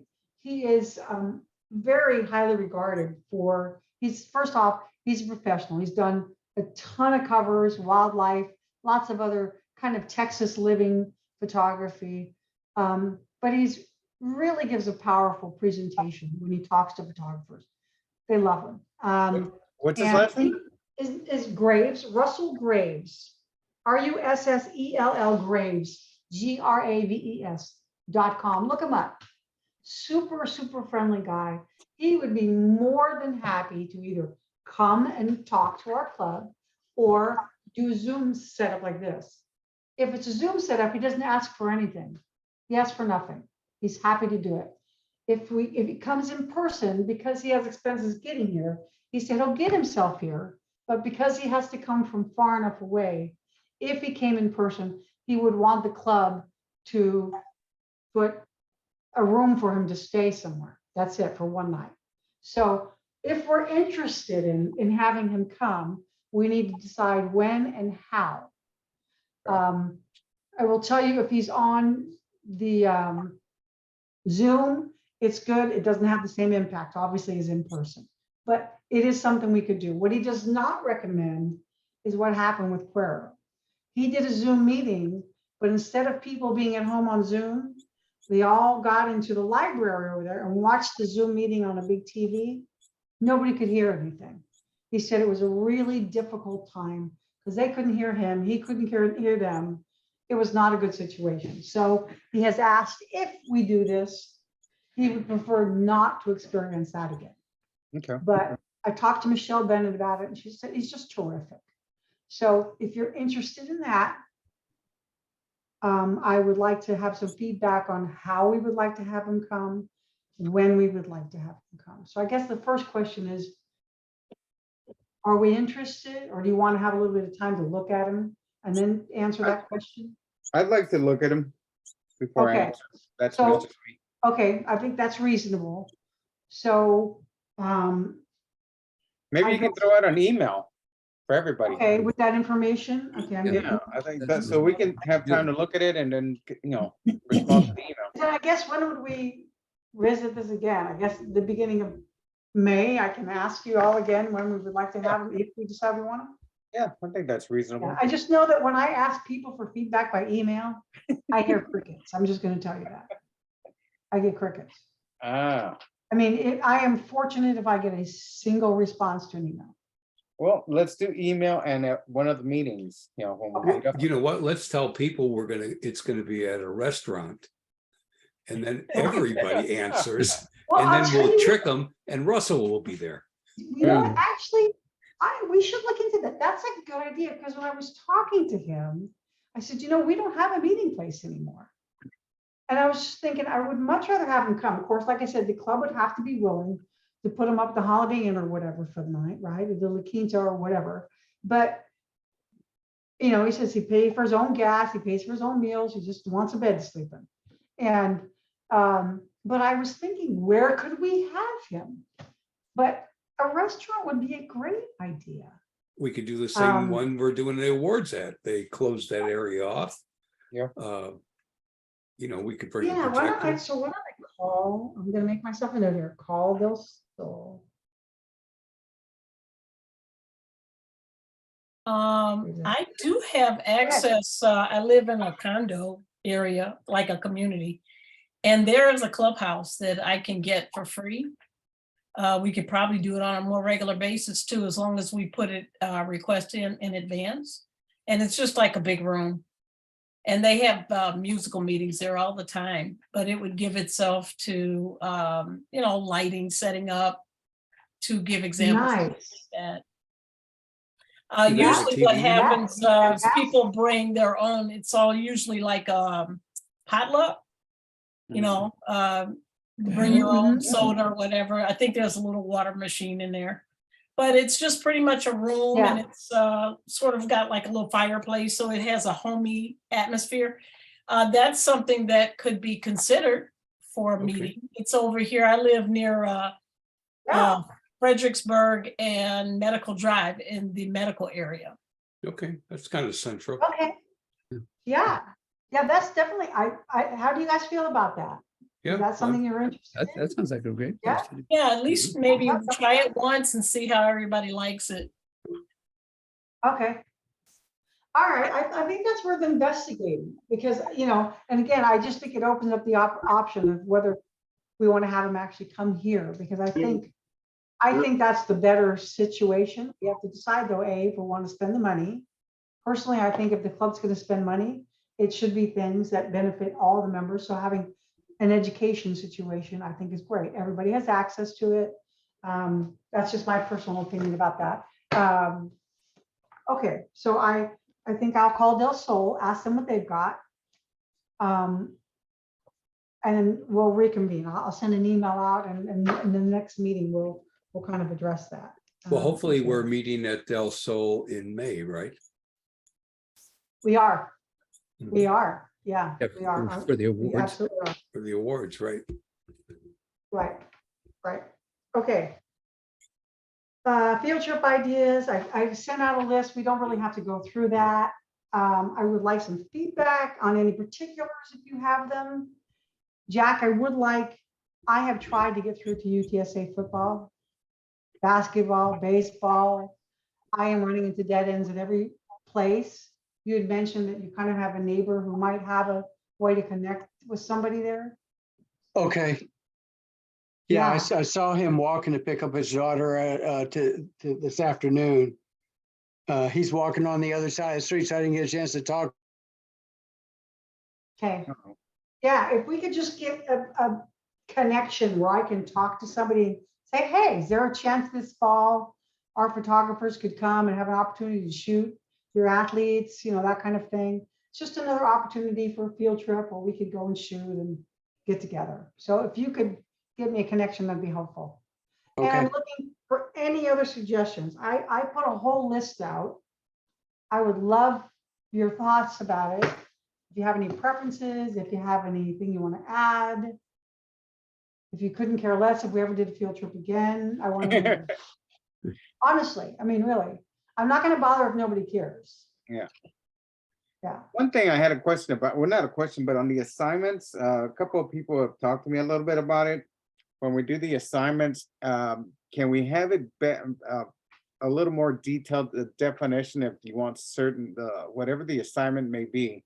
Because there was some confusion on Sure. certain assignments. Yeah, I think there can be. Well, and I think there's two things to keep in mind. Number one, the assignment as it is generally should be, I mean, even if it's broad, it should be pretty understandable. I mean, it should. And we as photographers have to be upfront about what we're doing and make sure that we're being two things, that A, we're really meeting the guidelines, and that B, there is a stipulation on assignments that we should have shot the image from the time the list came out. Now, nobody's going to go check the data on your image, nobody. But we want to be careful. You are, like Robert's like I am. We want to be careful because we have photographers who are being very mindful of not presenting images that they haven't taken recently. And then, I mean, Marie was a perfect example. We had negative space. She had that beautiful image. She said, I said, why didn't that go negative space? She said, well, I shot that 3 years ago. So she's following the rules. So we need to be careful, that the rules apply equally to everybody, that people aren't stretching rules that they shouldn't. But yes, we can do that. Are we wanting to redefine those categories now, the ones that are left? No. I mean, we only have I two don't- left, right? But we've talked about this before, Peter. I think we've talked about assignments, back when, what's his name used to do them, make the assignments. Yeah. That they shouldn't be too specific. Right. That they should Right, be broad, right. open to a certain degree of interpretation. That's kind of agree. the fun. I One of agree. the fun part of it is Well, Peter will well, think and I it was thinking means about- something else. I'll think it means something else, and we'll do our own thing. And you leave it up to the judge to decide how Right. he or she thinks it should be scored. And I was thinking about this today. I was honestly, or yesterday, walking, and I was thinking, you know, like the assignment blue, BLUE. Somebody could take that to be the color blue, or somebody could photograph something sad. Yeah. Those would both qualify. Right. And so I think that is some of the beauty of the assignment category. Yeah. What we don't want to have is stuff, I mean, if we have stuff that somebody is clearly kind of, you know, shaded that, well, that's different. But I think we have to have room for, and I don't know how to better define, you know, the next assignment is window light. I don't know how to better define that. You know, break the rules. That's broad, purposefully. Yeah. Purposefully. You know, to see what people do with that. Okay, So I fair enough. Yeah. talk to me about that, Robert. No. I think I like the idea. It just brought up to me, you know, sometimes it was a little too vague at times. So, you know, it depends on the person. So Yeah. I say we just say, hey, if you have a question, speak up and we'll answer it, you know, or we'll address it, you Yeah. know. Yeah. Or Yeah. better yet, like you just said, make every member known it's open to your interpretation, you know, and judges. Yeah. And I think maybe judges- that's what we'll do is clarify that there is some room in this stuff for interpretation. I mean, you know, like I said, the color. And the definition That word blue, is, BLUE, that could go in a number of directions. And I think we have to be open to that. Absolutely. Because the definition of assignment is pretty clear and pretty extensive on the website as to what's allowed Yeah, and I what's actually- not allowed. I actually printed it out. I printed it out on the agenda. It says assignment images represent the unique theme specified for that month. So it just has to represent that theme. All right, So sounds good to There's me. some room in that. Members are notified of the assignment subject prior to the competition calendar year. Eligible entries can only be photographed after the themes are announced. So we're counting on every photographer to be honest about that. There you go. Entries may be color or black and white. Photographic post-processing techniques that add, relocate, combine, replace, or remove pictorial elements are permitted. Cropping, HDR, focus stacking, panoramas, composites, dodging and burning is permitted. Anything that fits in that qualifies.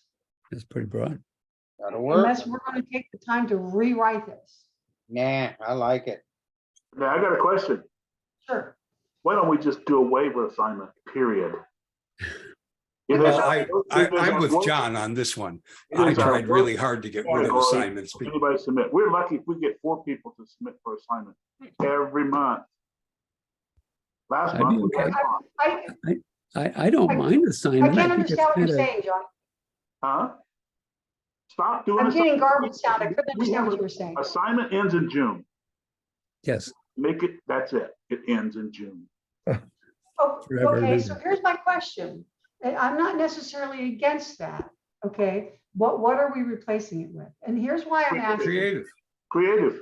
well, yeah, that's, Make Well, creative here's 12 the months issue. a year. Here's the issue with creative. I'm going to tell you. Here's the issue with creative. Creative has by and large become the category for those who are Photoshop savvy, period, which is about 20% of the club. Well, So then, what you're then saying, you don't, what they're you're not saying is we everybody have a using category. Photoshop. Oh, hold on.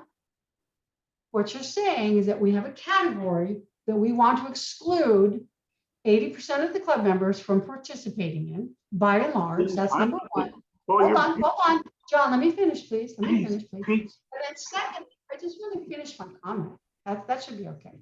And that's the first thing.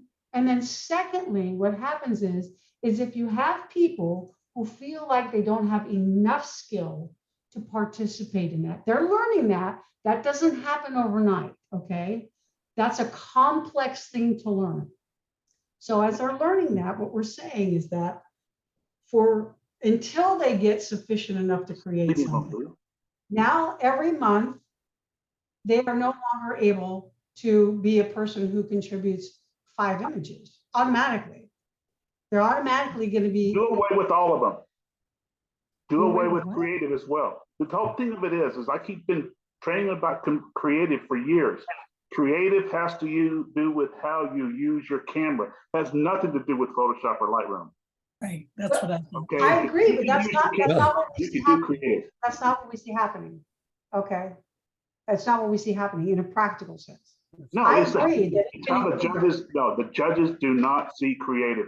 Every time I have entered a creative image done with my camera only, they have all been voted down.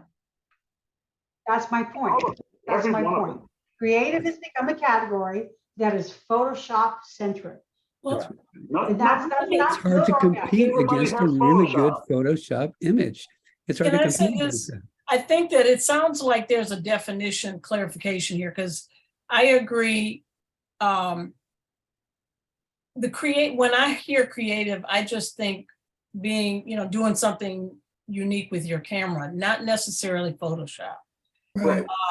That's what I hear you saying, is that, let's do away with subjects, to think about, open it up to being creative with your camera, not necessarily being creative with Photoshop. That's See, what our I, definition doesn't include that. but it it would doesn't- leave room for people who want to use Photoshop, the ability to use Photoshop. And then if it would Yes. leave room for people who don't want to use Photoshop or, other means, to still do creative images with their camera. So I see the word Yeah. creative just But let me being, tell you something right now. This little thing right here, called a phone does not have Photoshop on it, does not have Lightroom on it, but I am creative with this phone. right. Yeah, you can. Well, that's not true, John. I have Photoshop and Lightroom on my phone. You Well, so can. have I, You but I can don't have use them those on my your phone. phone. It's a Yes. pain in the butt. Just Yeah. because you doesn't, John. But I use other things like Snapseed. I use Funky.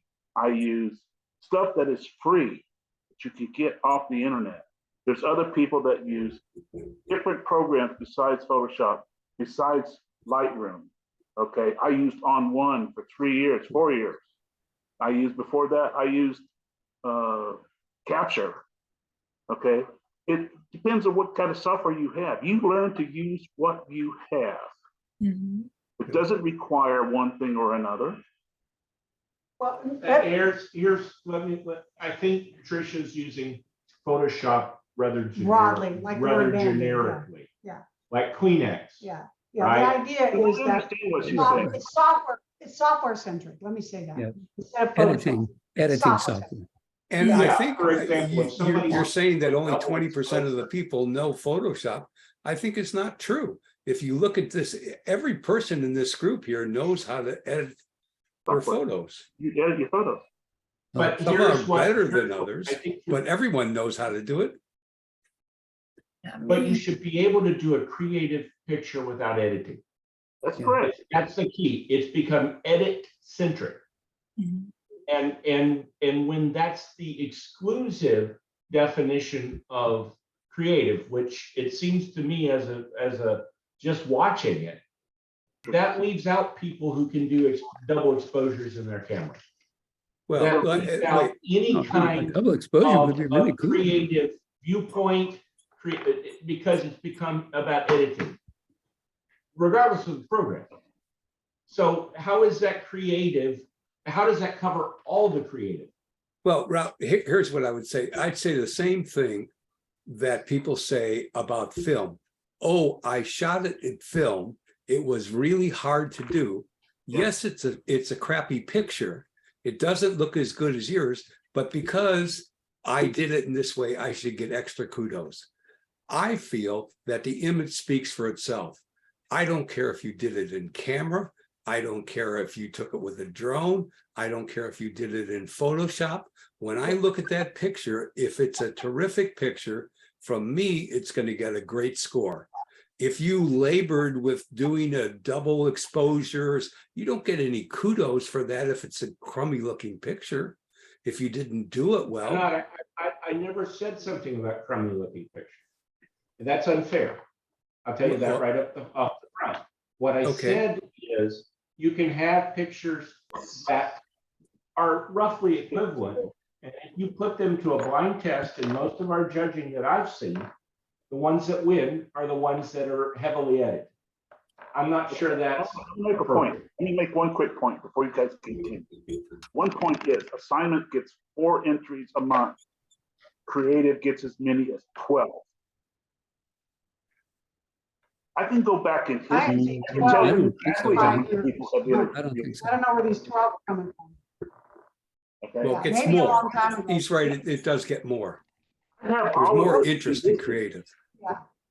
Okay, all right, so I don't have a problem with getting rid of assignment particularly. If people Well, don't we want could, it, we can you know, get we rid of used it. to have photojournalism as a category. Yeah, but that Right. also, that was also another one of those, we only get 4 images competing Yeah. every month. Yeah. And we need to have categories that enough people can. Assignment is I now. think Ernie wants to say something. Hi, yeah, Ernie, are you going? Yeah, no, I just wanted to throw some more mud into the game. Let's Sure. go back to Throw it in. photojournalism for the category. Oh, that's your comment? Go back Yeah. to, are you trying to Well, cause instead trouble? of having Right. 12 months of creative, if you're gonna drop Assignment. the assignments, then have photojournalism. Well, if we did that, Robert's gonna win every month. Yeah, there was a reason why we dropped photojournalism a long time ago. Because people did not understand what photojournalism is. Yes. They were taking pose shots. That's not photojournalism. Or remember that dog that got first place on Yeah, photojournalism? I sure do. Yeah, I remember that But too. I also In remember photojournalism. when Steve's grandkids were looking over the fence at the neighbor, that got first place as well. The reason I think this comes, Sun tanning in the nude in the backyard. Yeah. Um, Well, you know, Rowdy, Can I I didn't ask mean a to, quick question let me to just people? say that, Rowdy, I didn't mean to demean what you were saying about it. And I didn't mean to, you know, that wasn't my point, was that I think that good pictures get good scores. And that's kind of how it always been. I don't think that just because a picture was done creatively in camera, it scores low. I think it scores low because it doesn't hold up to the other pictures. That's really kind of my point. Mhm. I Yeah, I think you're will- right. Well, because I will I've defer done to well in your some creative creative. judgment. That is Wait, not the perception. Wait, Rowdy, I can't hear you. I will defer to your judgment. That is not the perception I've had. And then we'll Okay. just leave. Okay. I only bring this up, I'm just a quick poll here. How many, just even in the 9 people on the screen, feel well-equipped to compete in creative? Oh. In the creative category, Well, create for what? well-equipped, Compete For in the what? compete in the creative creative category, category. feel like they could consistently come up with an image that would even get an honorable mention. Good. Uh-huh. It's like learning any other curve. Yeah. Yeah. Yeah, well, exactly. Yes, there is a learning curve. There, I won't even argue that. There is a learning curve. I'm just saying, you see that there are so many members of the club who don't feel like they have the skills for that or the time to build the skills for that. Because Do away those with skills can be built. Do away with it, period.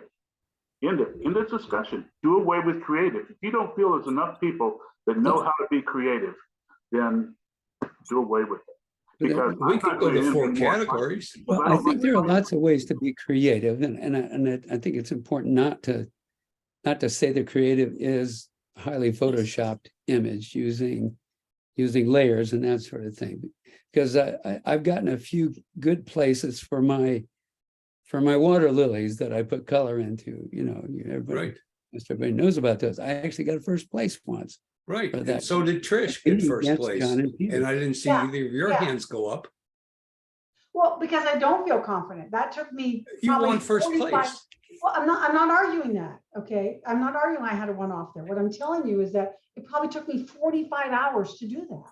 Oh. So is that something I can, and I'm not even exaggerating there. So is that something I can consistently do? Absolutely not. I can't consistently put 45 hours into an image. I don't have the stamina to do 45 hours for an image. So do I think that that's something, if I really was compelled or had the time, that I could? I think all of us could if we were compelled or had the time. But I think that's the question there. I mean, those of us who don't feel like we have those skills, our Right. definition for creative is pretty nice. It includes other kinds of creative, but our judging doesn't reflect that. Go ahead. I, Well, I, the people see that are both good at Photoshop are really good at it. They make fantastic creative images. Right, right. I have to say that. Yeah, they're just Yeah, featured nobody's incredible. arguing that. Yeah, And nobody's arguing. I see both sides of the point, you know. I don't think we should necessarily do away with creative. It will definitely get me outside my comfort zone to try and do that. Now, I'm very limited for Photoshop. I can do Lightroom to a degree, but in the past, I don't think I entered them in creative, but I did some toy photography and Mhm.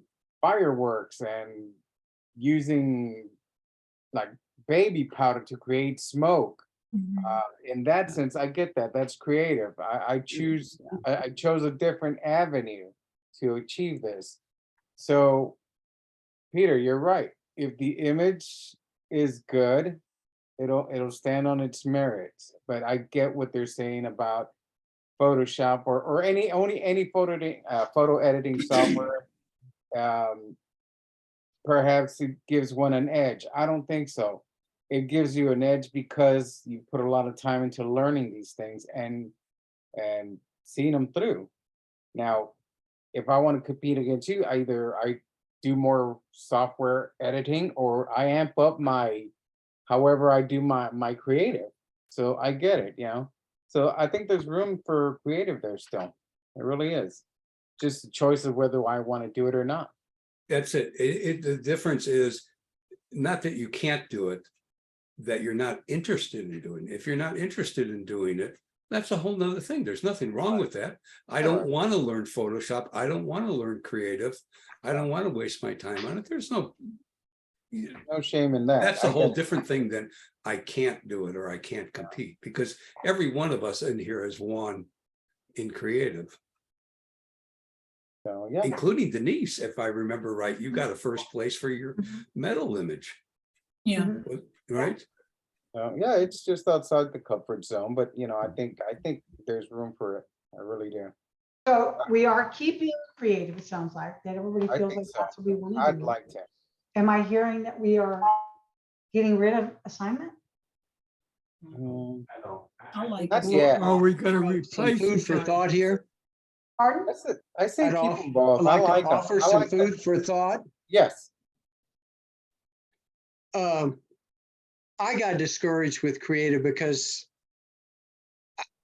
I can't compete with some of you that are just wonderful with the software.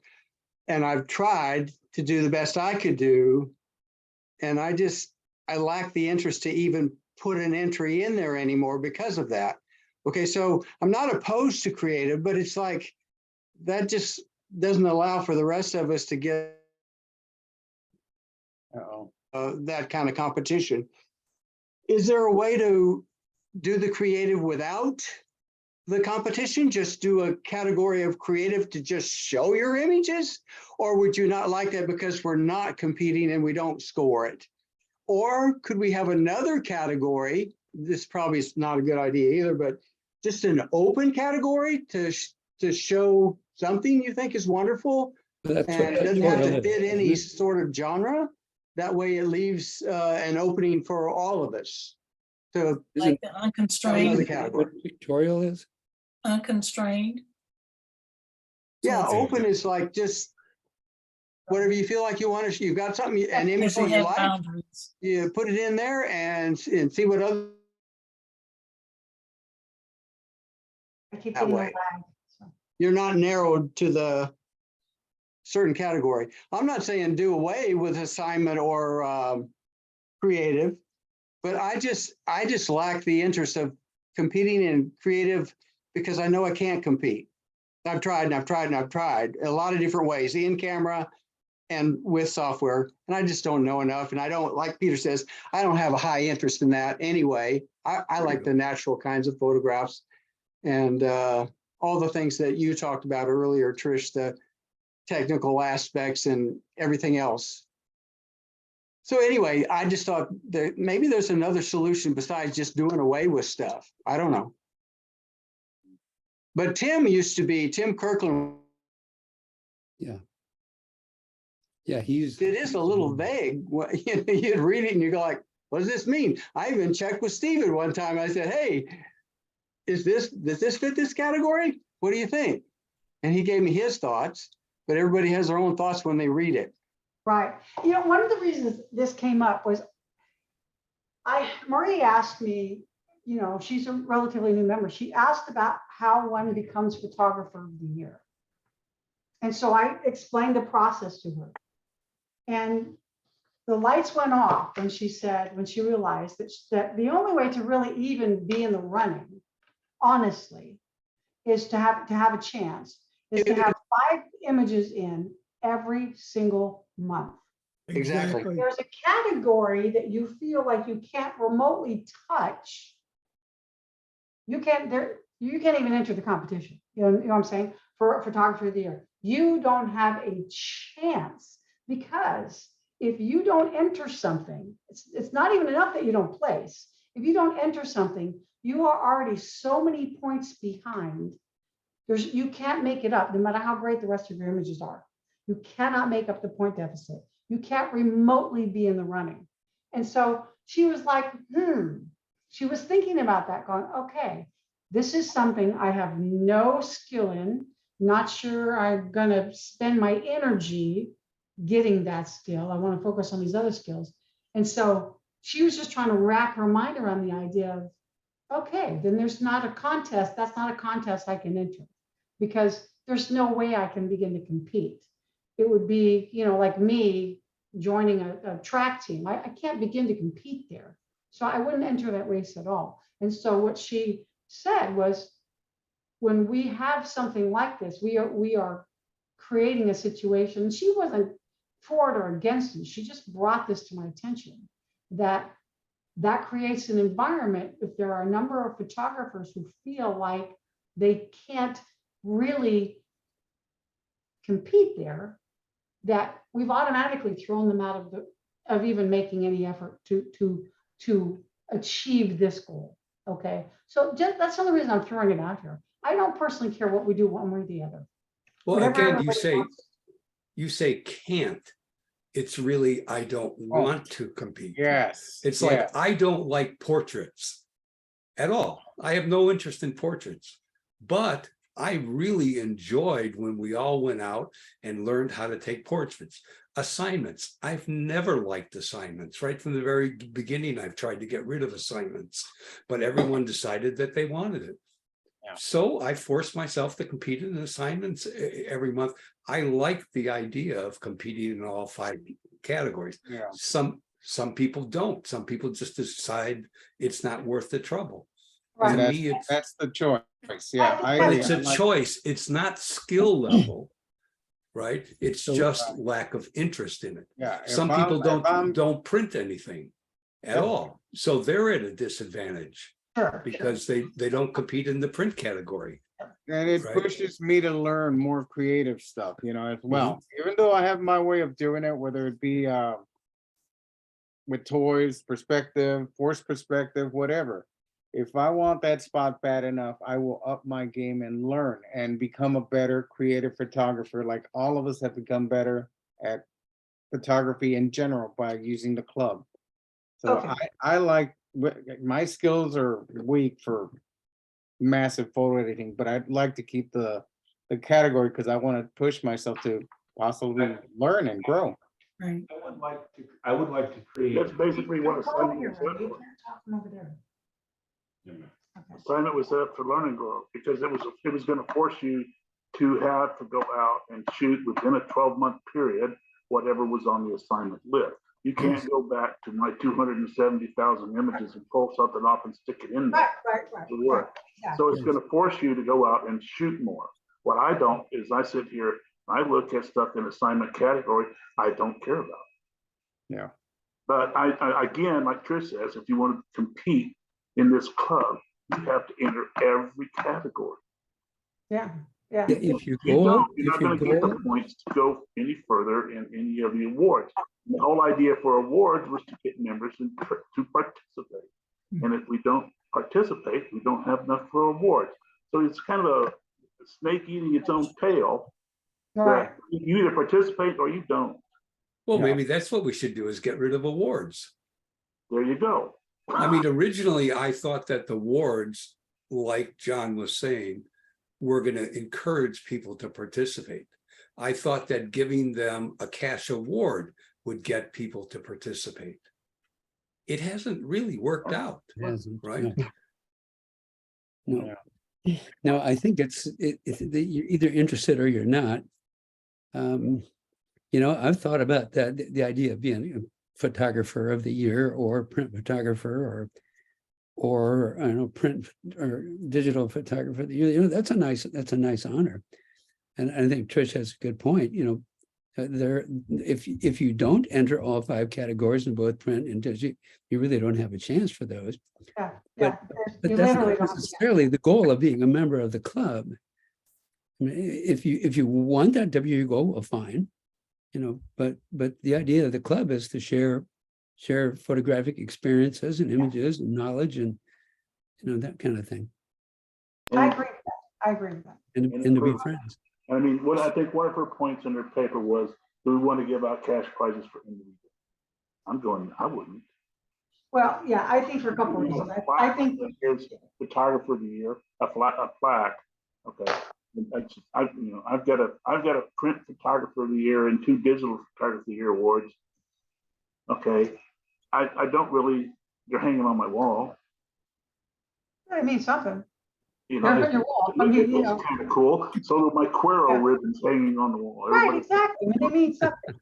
Yeah, yeah. Well, I And think we all like recognition to a Yeah, I think certain people- Well, I extent. just want Even if it's on a recognition piece of paper. Yeah, from my peers. I want my peers to go, that is a good picture, I agree. period. And why is it a good picture, or this is a bad picture?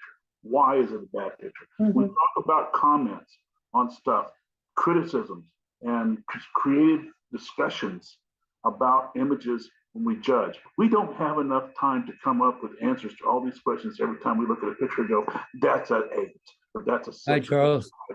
You only got, Night, Charles. you're lucky if you got 5 Hi, seconds. Charles. Good night, Charles. You get 10 seconds to look at a picture and come up with some kind of comment as to what's going to make it better or what you really like about it. And it's kind of like, oh, it's a good picture. I really like this picture. It's got great color. It's got great contrast. That's not criticism. Well, what we're learning. But it's a start. If Yeah. you can learn from it, but not It's a start. Yeah, criticism should include what works and what doesn't work. I mean, correct. So we could go to 4 categories and we could eliminate Good night, awards. Denise. Good night, Denise. All right, right, Denise. Dave? Not kind of ready. Night. I mean, it doesn't matter. I don't really. Change feedback. I decided I'm only going to start entering contests I feel like entering, or entering There you go. competitions I feel like entering. I'm not going to enter every. I'm not going to enter anymore. I mean, you look at the next month. What's next month's category? Okay, anybody know? Silhouette, Yes, silhouette. This month category is silhouette. right? Yes, yeah, this was silhouette. Yeah, What's sorry. This month. Yeah. What is April. next? Then it's what is it, window light or something like that? Window Yeah, light. window light. Window Now, light. I'm going to go Window back to. I've already discussed this with Peter, so I don't want to talk about that much about it. But adding artificial light through a window is not considered shooting window light. You have to read the You can't definition of go assignment Photoshop though, a window John. light and say that I took this picture. Now, if you edited it in Photoshop or Lightroom, you didn't take no picture. You haven't read the definition of assignment, John. I have read the definition several times. You can make any change you want, but to me, that is not an assignment picture. Well, then when you're a judge, you give it a low score. Huh? Then when you're a judge, you give it a low score, Definitely I would have. right? And last month I would have disqualified an image because of it. Well, you can't disqualify. We said we're not going to do that anymore. I wasn't going to Yeah. do that. I Yeah, mean, 'cause I'm they not going to do created it. I wouldn't have too done I can't say nothing. So, okay, so all I'm hearing is that I say we keep it as is for now, because this is a Okay. good lively discussion. Because I like Mhm. creative, I may not do it all the time, but it'll push me to do it more often. Assignments excuse my language, gets my ass outside and taking photos. Yeah. And participating in that sense, so I think that's the spirit of both categories, to get you involved. And if you want that glory of being recognized, enter every competition, every category. That's how you do it. Pick But and you choose know- what you want. You can't have it you know, both ways. One thing, to me, the thing I love about this club is that I get to do 5 fabulous images, the best that I can do every month. And it pushes me to do it. And I like that push. That's the part that I like about our club. I like really trying to get those images. Without that, I'm just sitting on my computer playing solitaire. Right, You right, know, right. I'm just collecting images that I go out and shoot and putting on my camera. I got enough pictures hanging on my wall and Yeah. stuff. I Yeah. really like the idea of having these different things to do, Me too. you know.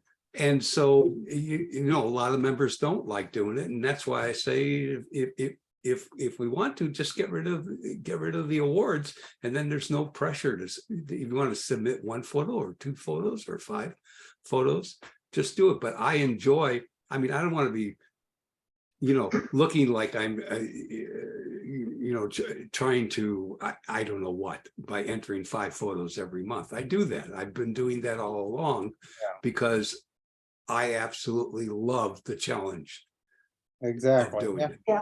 Right? That's the spirit of it. Yes. And I don't really I- care whether I got any awards or when I get to be photographer of the year. That's never the goal for me. The Right. goal for me is the image. And I've got to have a goal to do the image. And this club gives me the goal to do the image. Yeah. Right. And so without that, I would be at a big loss. I just have a computer filled with images that I'm not even really interested in editing. Yeah. Yeah. No, Well, I Well, it certainly totally shows, understand Peter. that. There's no question who the best photographer is, I think, Peter. It just, Well, competition after competition, I marvel at your images. The growth of it. Yeah, that's the thing. I remember Peter, way back in the day, you had asked me like how the hell your composition, you know, you were asking about composition quite a bit early on. And to see you where you're at, that's the club right there. that's the club.